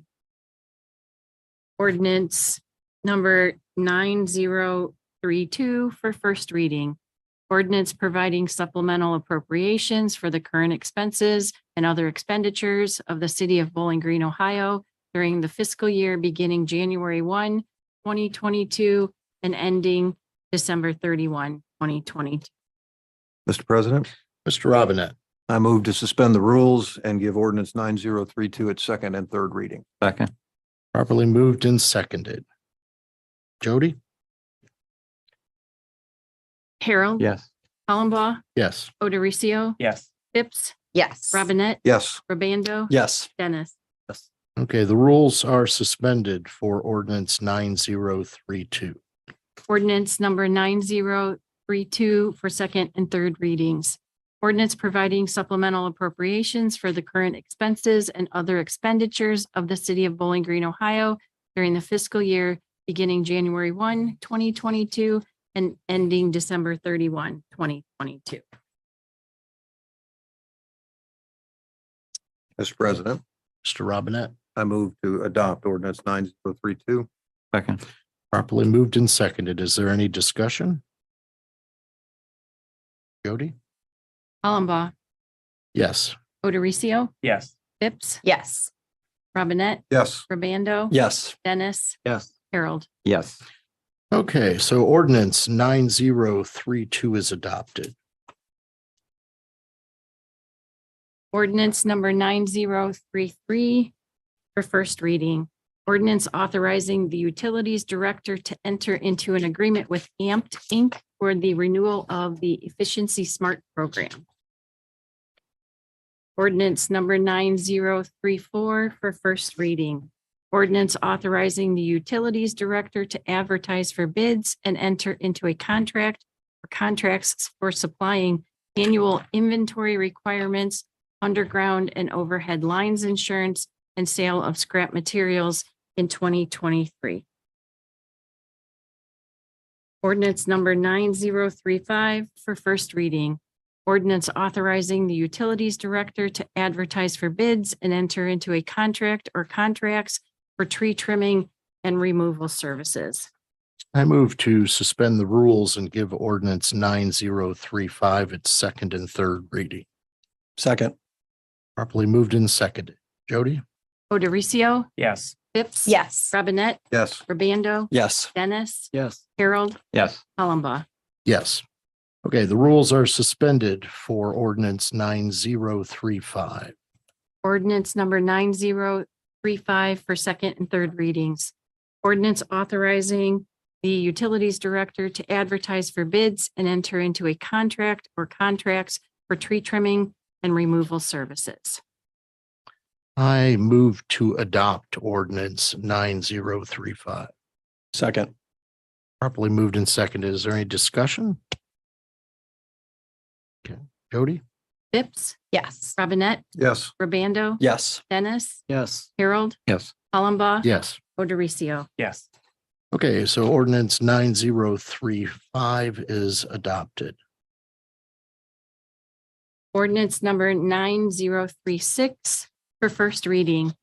Ordinance authorizing the utilities director to advertise for bids and enter into a contract or contracts for repairs to the Carter Park Water Tower and the Western Water Tower. Ordinance number 9037 for first reading. Ordinance authorizing the placement of 328 East Court Street on the local historic register with historic overlay zoning as suggested by the Historic Preservation Commission. Mr. President, Ms. Phipps? we need to set the required public hearing on this ordinance. I'd like to set that for Monday, November 21st at 6:45. Okay. Righty.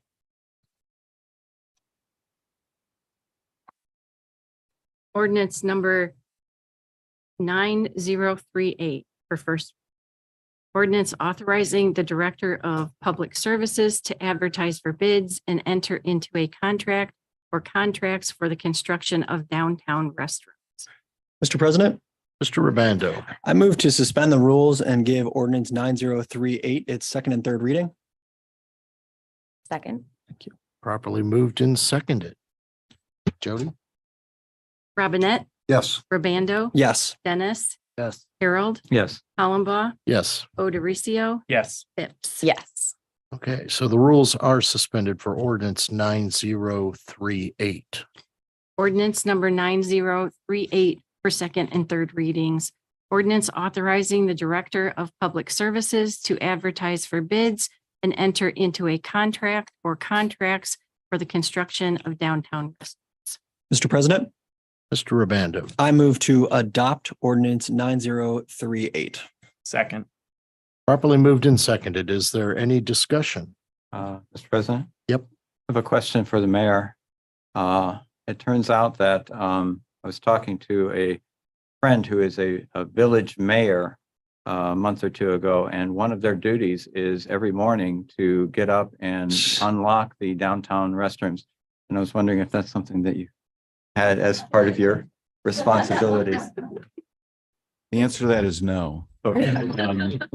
We've advanced significantly here in Bowling Green. We'll be able to put those locks on an automatic time clock and they'll open All right. I will automatically. I will relay electronically. that. Thank you. Amazing what they can do with technology. Okay, does that conclude the discussion?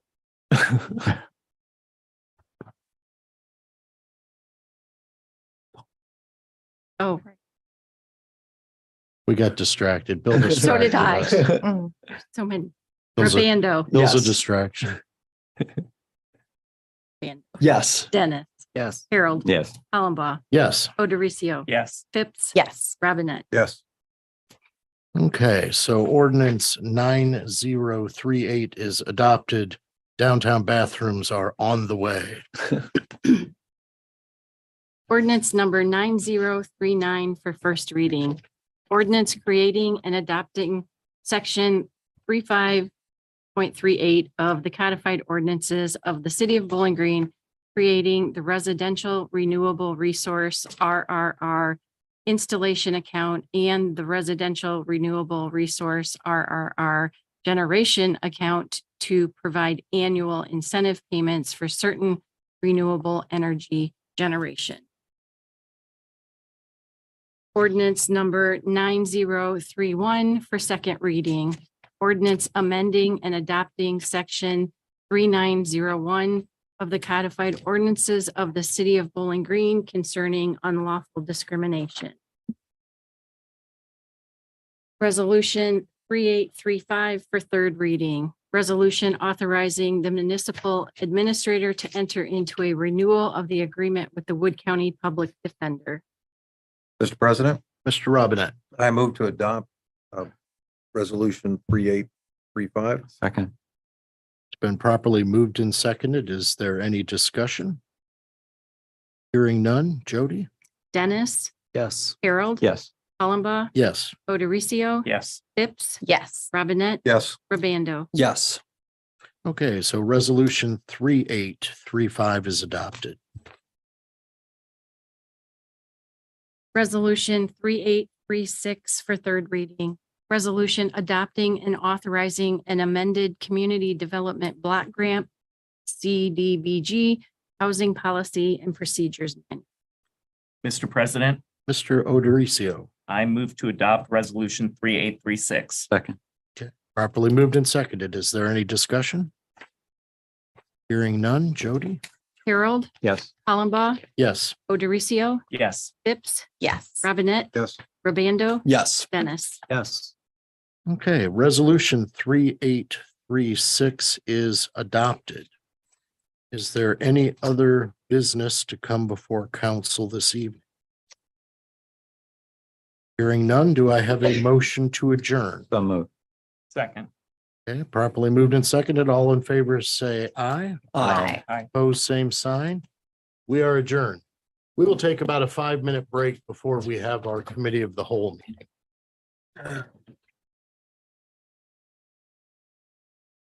Those of us with old knees. I mean, to put you back on the cane, not because I can't walk, because I can't get up. I was at the beach. I'm down low. Yeah.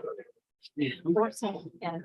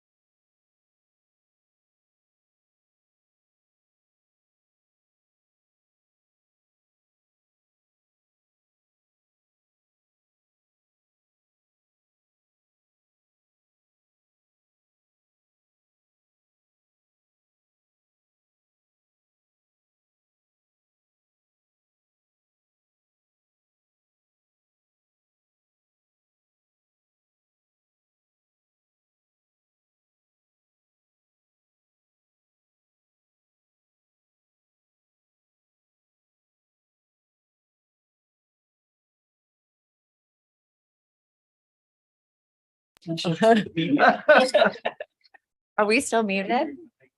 Until this moment. Okay, we are no longer on mute. We're going to start the committee of the whole working session on the zoning code update. Tonight, we have copies. I apologize that there weren't copies available last meeting, but those are on the press table in the back. You want to track what we're working through. We're going to start at Planning Commission recommendation number 11 this evening. I think we will continue to just address things as we did last time, unless we want to slow down a little bit. Recommendation number 11 would add a phrase at the end of 150.04 on page 7. Is there any discussion on this change?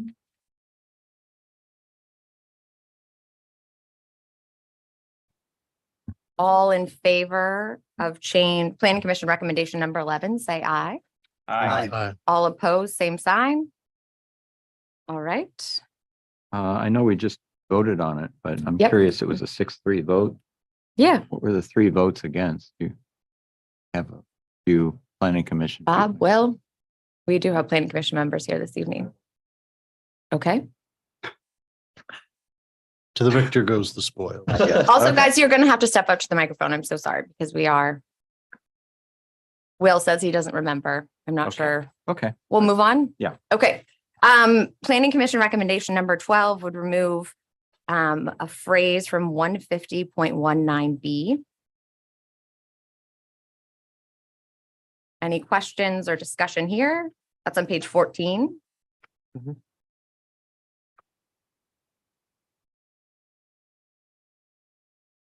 Heather, anything to add here? You were supportive of this change, correct?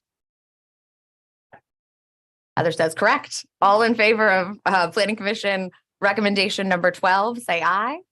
Aye. All opposed, same sign. All right. Moving on to recommendation number 13. Oh, no, we're going to skip 13 and save that when we tackle the use table at a future working session. Moving on to number 14. On page 50, there are regulations for accessory dwelling units. Page 50. So here, Planning Commission deals with this by adding some language to the parking requirements for ADUs in section J9. I guess I would like to start by proposing getting rid of this parking requirement altogether.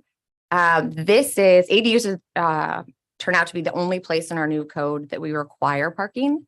Elsewhere in the new code, we reduce parking regulations and allow landowners to choose appropriate parking for their customers and tenants. In my reading on ADUs thus far, 2 requirements seem to hamper ADU adoption, those being an owner occupancy requirement and a parking requirement. We have both in our draft code. The stated purpose in section J2 of 150.43 is, to increase the supply of housing units, allow property owners to increase the economic productivity of their land, provide housing diversity that may be more financially accessible to small households, and serve as accessible housing for older adults and people with disabilities. I guess, parking concerns do not trump those benefits for me.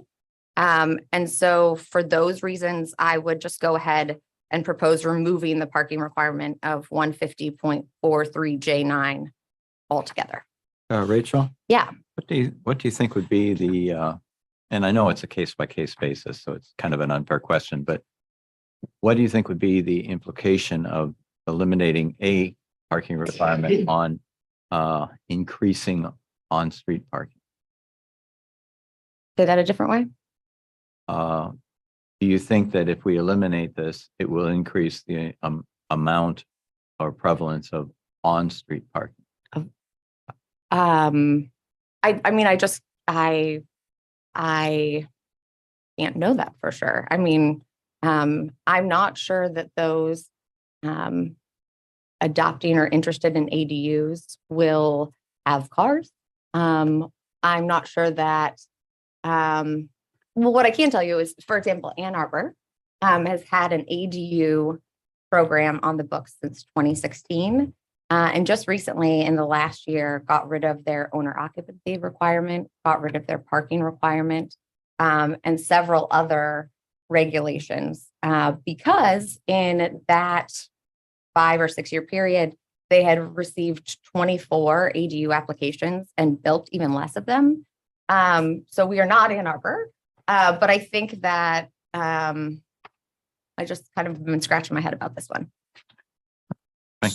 So I think it is important to note that the only place where we will be talking about accessory dwelling units, provided we don't make any significant changes to the use table, is in R1 low density and R2 medium density. So these are not going to be your areas where we've got the narrower historic streets. It's going to be areas with larger lots, wider streets, long driveways already existing.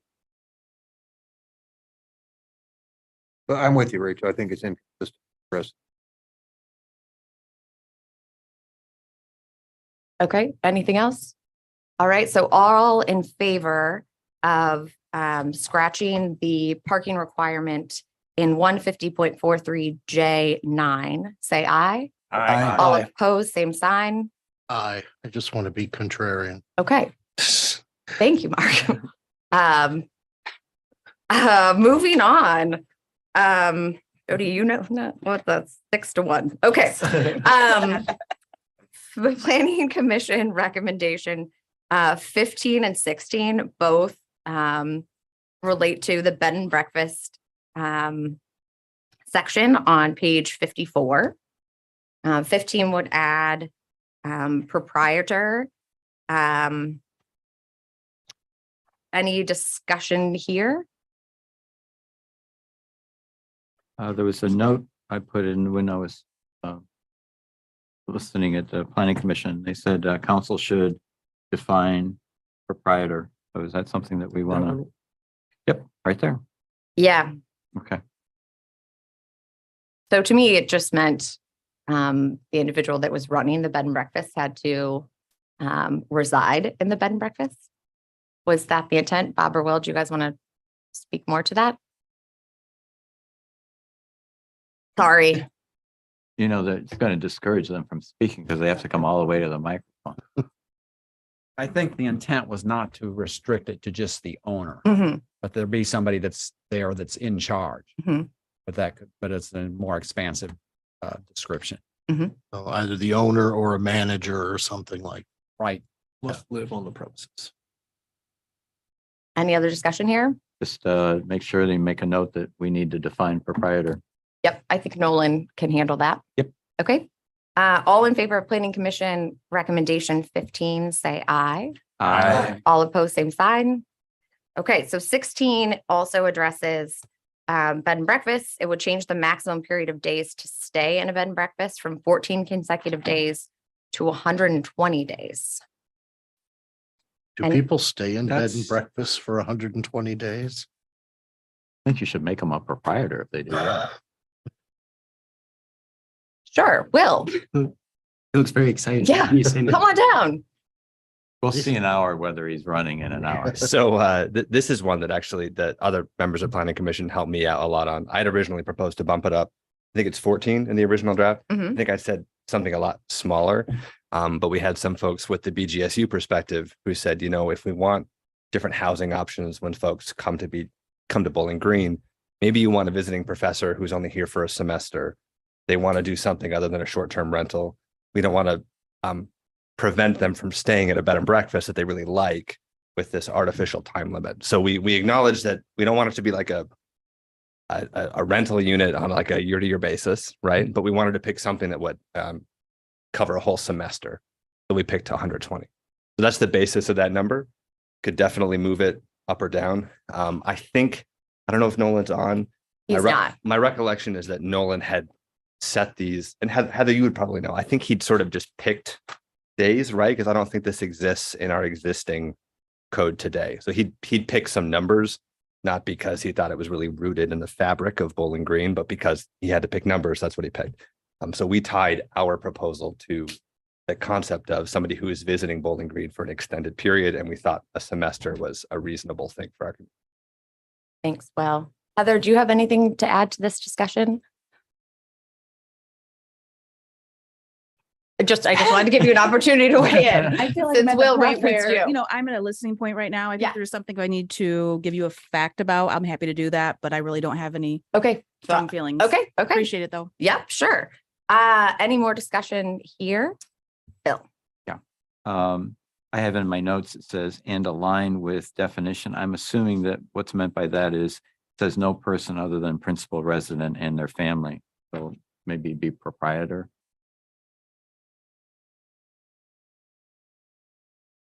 Where are you, sir? Page 54, 150.49 E is in Edward. Mm-hmm. So I've got the changes here. It was a 9-0 vote. I've got the changes for the days, but I also have a note and aligned with definition. And I didn't write down which definition. So I'm assuming, since we're talking about proprietor, no person other than the principal resident and their family may stay in the bed and breakfast. So we've just changed it to proprietor. So we don't want to limit the proprietor to 120 days or less. We can't legislate an owner out of it anyway. Yeah, but the proprietor is this situation. So I see what you're saying. So if they have someone who lives there that manages it, right, we don't want them to be kicked out after 120 days. Right. I think that all in how we. Right, I right. think we got to define it first. Determine whether. The question is principal resident include a proprietor, Bill? Principal resident could be, but a proprietor could be someone that's not a principal. Well, I don't know. That's a good Maybe we ought to question. Do we have defer. to define principal resident? Or can we say proprietor and or owner family or something? That did not occur to me. I figured that the proprietor would be the principal resident. That could be. All we have to do is to define that. Like Greg said, just make sure that the proprietor is throw in their principal resident, I guess. Okay. Or the principal resident could be the proprietor or it could be the owner or their families. So I will flag that issue and we'll see what Nolan thinks. Cool. Okay. So then back to extending the limit on days staying at the bed and breakfast from 14 to 120. Any other comment there? Okay, all in favor of that change? Say aye. Aye. Aye. All opposed, same sign. Okay. Planning Commission recommendation number 17 has to do with corner stores on page 54 and 55. You'll remember that we added some language to this section last time we met on this stuff. This would add a new subsection E that would read, the planning director at their discretion may allow additional commercial uses on application. Any discussion here?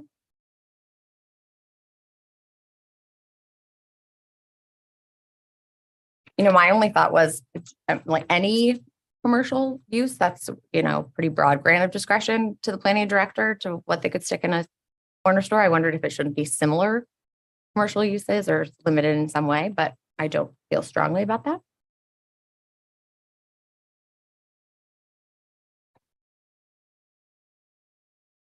Any discussion? So we've discussed corner stores, what can go in a corner store and so forth.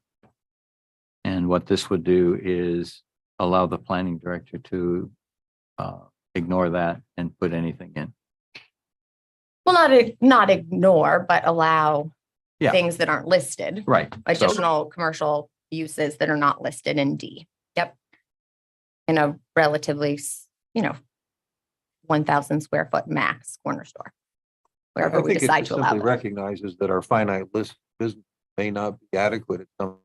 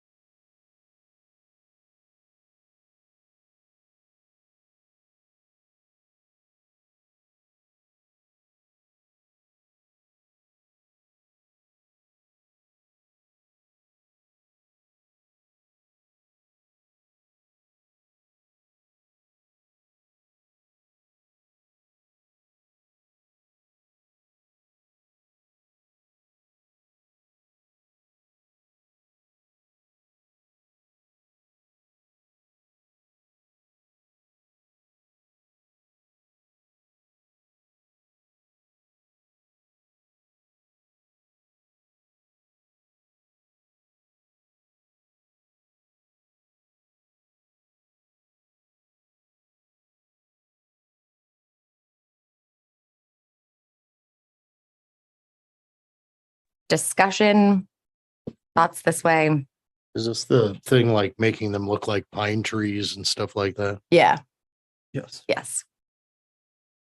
I don't know if there's other ways to disguise them, but that was You the can planning make them look commission like discussion. palm trees. Palm but trees. That would Just look different out of trees. place. Okay. Okay. Maybe an Eiffel Tower or two. Uh-huh. Palm tree might stand out. Yeah.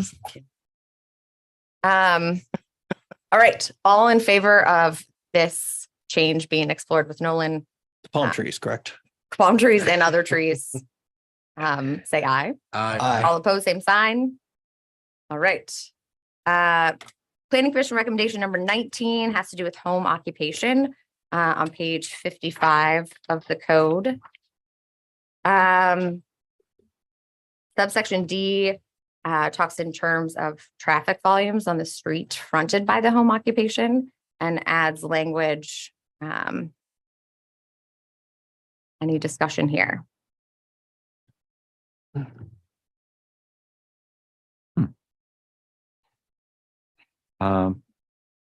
Okay, so it's for a 4-hour period. I'm just thinking if there's like some people have like daycare, nursery, childcare, but then times during the day that parents are dropping off. Mm-hmm. If I remember correctly, the discussion around this was Uber driver, food delivery, right? I think that makes a lot of sense. Okay, all in favor of making planning commission change 19 to 150.54D, say aye. Aye. All opposed, same sign. Okay. Let's handle, nope, 20 has to do with ADUs again.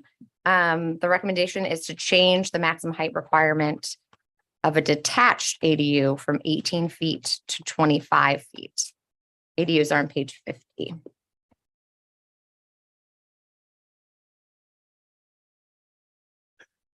That would be concurrent with the current height requirement for regular housing in that district. Is that correct? Is that why the change was made? Bob or Will, you want to refresh our memory?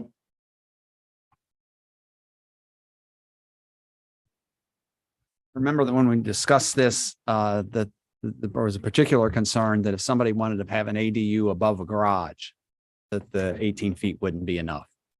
So we picked 25 feet because it's a little bit more and should be enough to encompass a garage ADU. Thank you, Bob. Nick, the height max in R1 is 35 feet. Okay, yeah. The height max in R2, where these are conditionally permitted in this draft, is 40 feet. And so no, that does not track. But with that's okay. I just wanted to make sure that we're not going above the, but that, max. yeah. Mhm. Mhm. Any other discussion here? Okay, all in favor of making the change recommended by the Planning Commission in number 20 to the maximum height of a detached accessory dwelling unit, say aye. Aye. Aye. All opposed, same sign. Okay. Then we're skipping a few and moving on to, let's move on to 25. 25 asks council to consider clarifying whether or not household agriculture in the glossary of terms includes backyard chickens or livestock. The glossary for household agriculture is on, it's actually not in household agriculture. It's an accessory use on page 105. But I guess in the interest of time, I think I'd like to just take a straw poll to see if there is interest in tackling backyard chickens as part of this zoning code update. And if so, if there is interest, we will add it to a future working session agenda to actually get into some details on backyard chicken and livestock. Having invested a great deal of my adult life fighting backyard chicken. Yes, Bowling Greg. Green, I vote no. Okay. It is a zoning issue. Uh-huh. If we're going to have the discussion, now is the time to have the discussion. I don't think it makes any sense to do all this work on zoning, get a final product, and then turn around and start discussing potential amendments. Okay. So if we think it's something that we want to explore, now is the time. Okay, Jeff's a yes.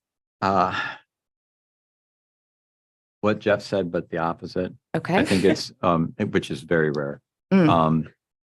Honestly, I think that it's I had the luxury of sitting in the back when this was going on. Mhm. Very much more comfortable in the back. And it's a substantive enough issue that I think it should be separate. I don't want it to bog down this. We can go and put it in place. It'd be a strategic thing and address it later.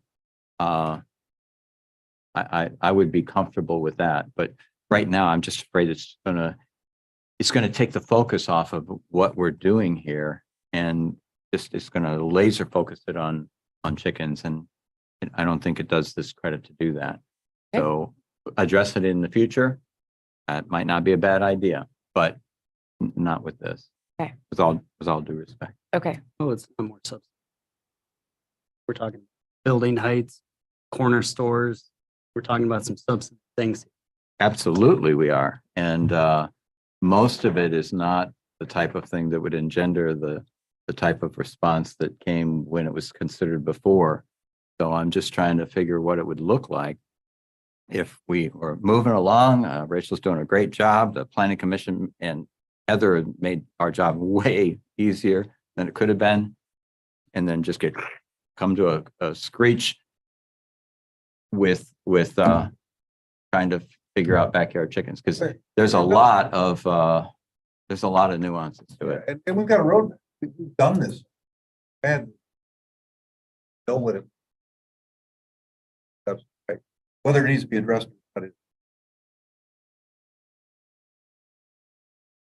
we're literally talking months of long practice. It was about 10 months. It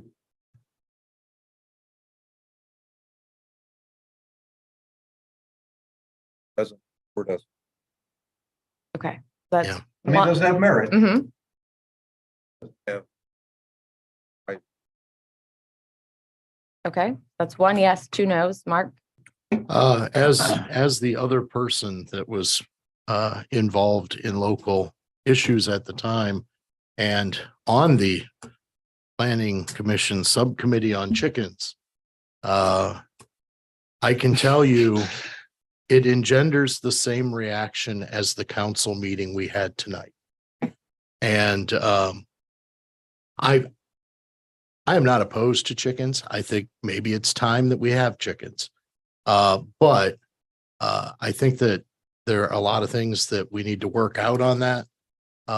And I think it would just slow down the process of the zoning code. So with that being said, not opposed to chickens, just don't want to do them coupled with this because I fear they could slow it down. Got it. Okay. Jeff? Would it not be easier to tackle this large controversial issue that is just ground everything to a halt while we've got a zoning consultant on retainer? That's kind of how I'm thinking about it, just that leaning on Stone Cold and Nolan here would be helpful. So I'm a yes. Joel? I would like to finish this process before we discuss chickens. Okay, you gave Nick a good Nick here. I would have to agree with Mark in this scenario. I think that, I mean, honestly, as things lie right now, I probably would be in favor of chickens in backyards, but I fear that by bringing it into this, we are going to slow down this process. And personally, I think that there's some exciting things that we can do in regard to rental inspections, that this is taking up a lot of time right now with our zoning and planning. And I would prefer to get this done so we can move on to some other issues that I really want to tackle, that we put into our plans for 2023 that we wanted to highlight and make sure that we were focusing in on. And I think that that's freeing up this situation is a good way to move on to those other issues that I think are really important. And I fear that bringing chickens into this might hamper that movement. Okay. Thanks, so that guys. would be, I guess I'd vote no. No. So Yeah. 5-2, 5 no's, 2 yeses. Okay. So moving on, let's do the same thing in the interest of time with 26, which has to do with height restrictions, right? So If interested, we will add specific height restrictions to a future agenda.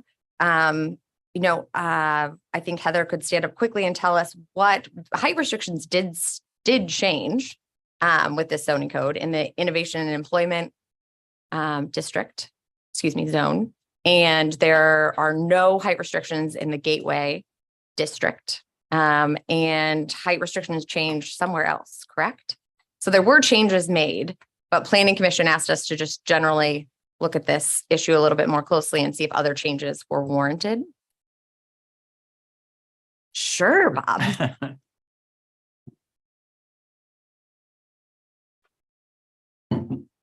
Subject came up at, I believe it was our last meeting on the Mhm. zoning code.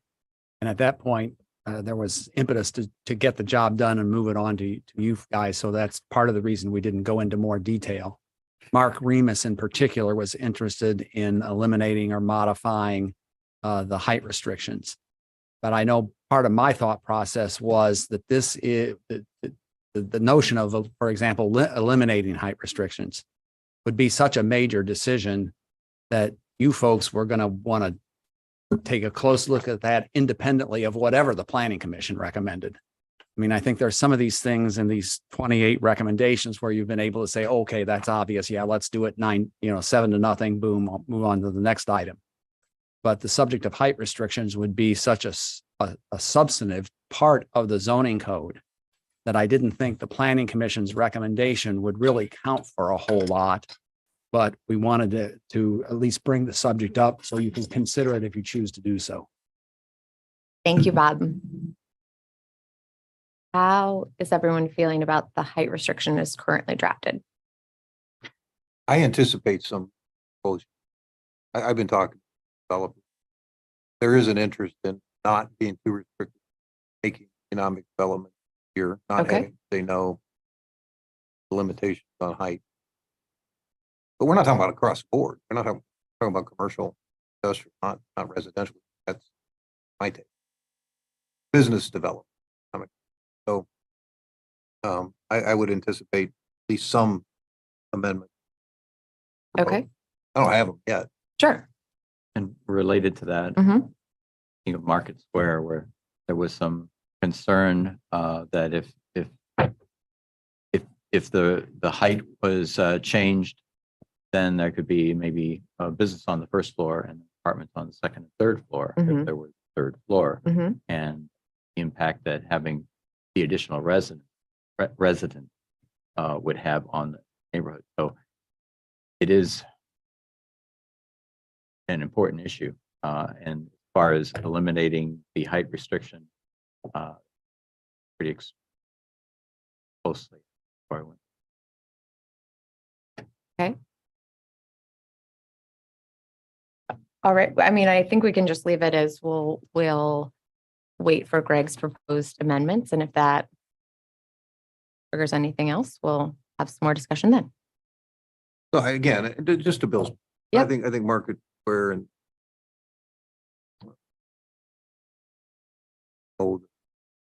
smoothie. Yeah. Are Tropical two. smoothie. Pardon me? Nope, go ahead. Tropical smoothie. Yeah, tropical smoothie project are two examples of why that.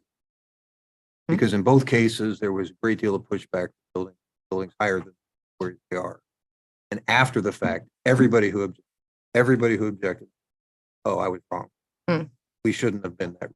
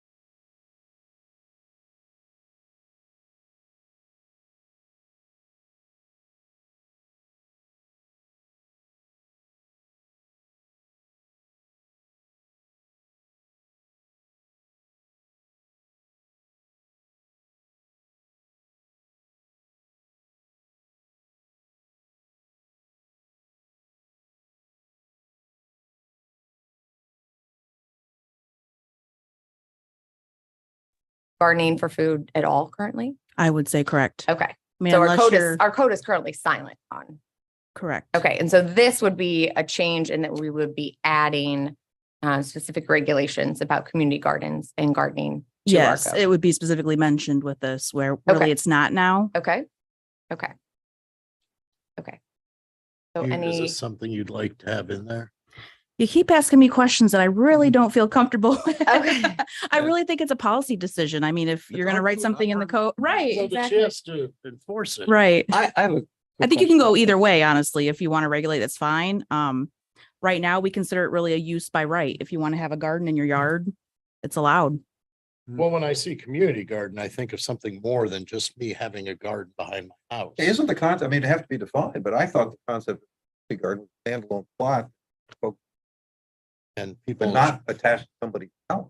well, so for example, like Peace Lutheran has a community garden. We don't regulate that in any way presently. Correct. And so does First United Methodist Church, Yeah. and BGSU has community gardens. So they exist in our community. We're just, the planning department isn't doing anything with regard to them. Correct. Okay. I just wanted to be clear of how we are currently approaching. Madam Chairwoman. Sure, Nick. So it's my understanding.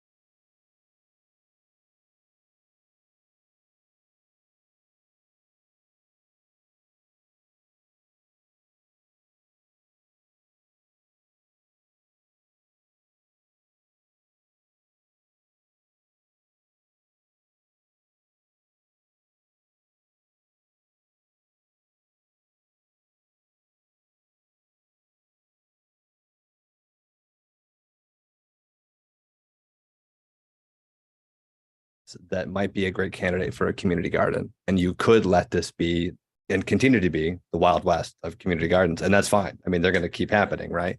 Or you could say, we might want to have something on the books.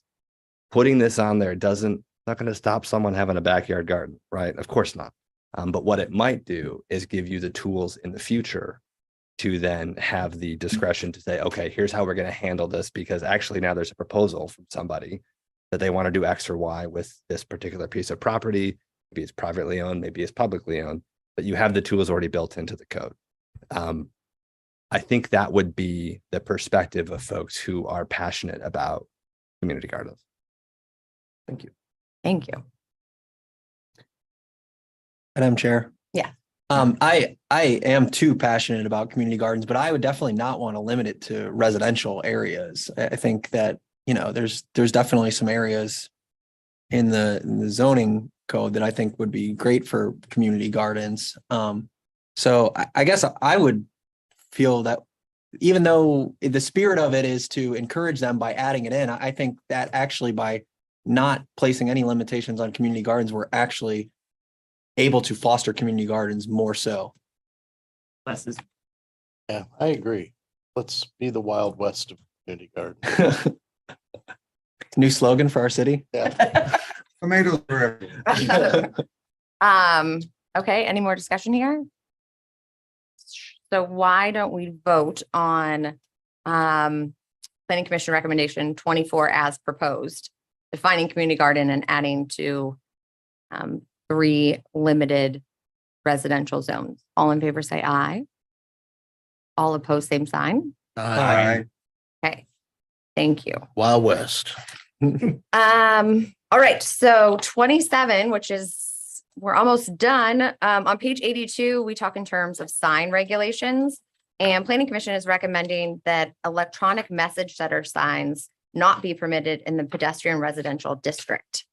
And then adding that to various other places to make the code consistent. Any discussion here on electronic message center signs in the pedestrian residential district?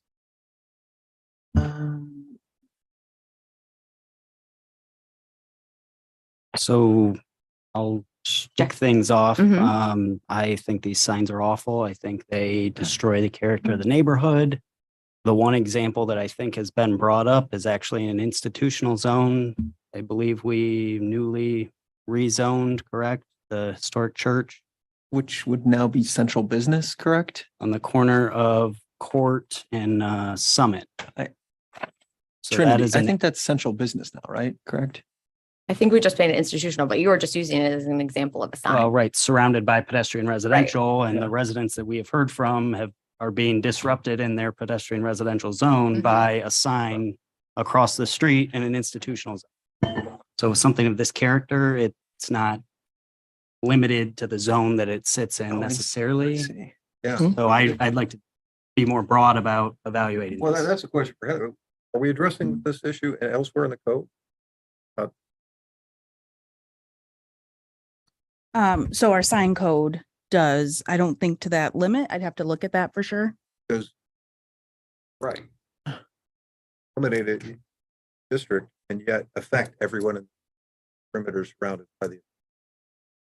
So I think we need to take a broader look at the issue before we start chopping out. I agree. There's a lot of bright signs out there that pass my eyes. Bothered. One example, a perfect example. You want to see what a bright sign, in my opinion, it's too bright if it were in a residential area. But go out there and it's dark. Okay. You look at that sign, don't get blinded. You could eyes. Not a resident. I don't think it's offending. However, an example type of problem. Trend. And a lot more of these it seems. And we do regulate lumen zoning code, correct? So maybe that Correct. we're already getting at that. It could be. I'd We'll have to rather, look. I'd rather us come to an agreement on station broadly than district. Well, I think for now, like just making sure they don't pop up in people's neighborhoods, it's kind of important. So we could do this as an interim step. But again, if you put it in the adjacent district, you haven't solved the problem. That's the problem. Adjacent. Well, the complaints we've heard, the majority of the complaints we've heard are from neighborhoods that are right there on the margin. They're right on the edge of a commercial district where anything goes. And for a point of clarification, so those signs that exist today by permit would still be allowed. They would be legal, Right. conforming, or grandfather, Right. actually I get grandfather. that. So just want to make sure. You have Anything the else? ability to use. Well, Yeah, well, I mean, I agree that maybe we need to have a conversation about signs in general, but in solidarity with the 5-man electrical band, I would like to ban these signs in this area, so. as a I'm okay place with to doing this. start. I'm okay with doing this if put on the list before. The code, Yeah, yes. or a deeper dive. So all the signage regulations are in the generally applicable standards section of the code, starting at 150.81 on page 82. There's 6 or so pages. So why don't we all plan to look closely at those sign regulations, and then before our next working session, please offer any amendments or changes you think are warranted. This may be, I mean, I don't know, right, is. And there are numbers associated, I mean, there are numbers in there, so I would defer to Nolan there. Expert guidance on- Yeah. Right. Nolan couldn't attend tonight, but Nolan will be here on November 7th. We're sticking a pin in that one. Well, I mean, I think we could vote on 27 right now. and then just get deeper into it next time. All in favor of planning commission recommendation number 27, say aye. Aye. All opposed, same sign. Aye. Okay. Sign. We did agree to look. Yes. Sign everywhere, sign. Okay, so I sent one more proposed amendment. And then I think we're done. I would like to propose adding massing facade standards and building design elements in the central business district, similar to those found in the Gateway District. Because there are some opportunities for infill and redevelopment in our downtown, and I would like us to provide more direction on the city's expectation for new construction. I would agree with this. I think it's really important to protect the facades that we have existing in downtown. I think it's kind of what makes Bowling Green such a unique and special place is the fantastic history we have down there. And this has definitely been something that council has looked to, protecting historical sites. And I think providing this kind of these sort of standards and design elements is an important process. Anyone else? That makes sense. Right. No, I've talked to Nolan about it a little bit. He thinks it'll be pretty straightforward. All in favor of adding massing facade standards and building design elements in the central business district, say aye. Aye. All opposed, same sign. I have a question. Yep. So like, we have the building downtown that's got the big cow head sticking out of it. Yeah. With these standards, like for a building like that, could you just strip the facade off and put something up as long as it met whatever these standards?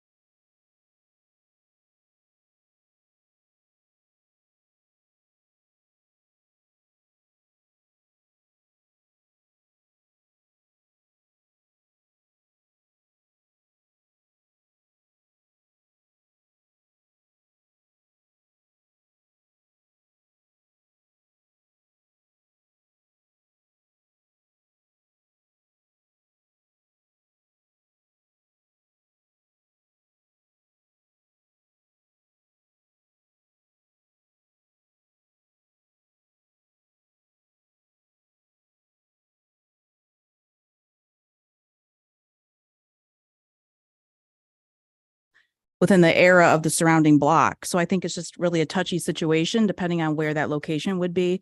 But certainly they really want Main Street to be designated. But are not the facade regulations could develop another route?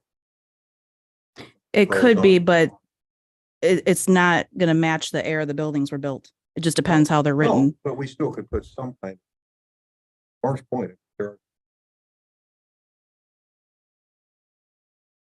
So right now, the central business district, if you look, it's one page. It's on page 28. There are no even transparency requirements, right? So if someone puts up a brand new building, there's no requirement that a certain percentage of the first floor be transparent. So there's some very kind of common sense things that I would want to be in there, not in the, level of detail as the Gateway District, but just to make sure we're getting some quality construction in the event that we, infill some of those parking lots, for example. But I don't think if the downtown is a historic district and there's a historic overlay zone in our downtown, those more restrictive regulations would trump anything that we're doing here. So they're not going to conflict. Mark, does that help? I'll say anything's better than nothing. So, Right. Yay. And we'll have a second stab at this, right? So Nolan will propose something and we'll see if it makes sense. I added my yay. Okay. I forget where I was. I think we're done. We're done. Okay. We passed with or without Mark, but we're good. Okay. All right. Thank you guys for sticking around. This concludes tonight's working session. We still get to vote. Guys, here are the Pretty clear you're the contrarian. here are the changes we made last year. Thank you. Appreciate it. Jody's work. His response. Thank you, Joe. Thank you, Jody.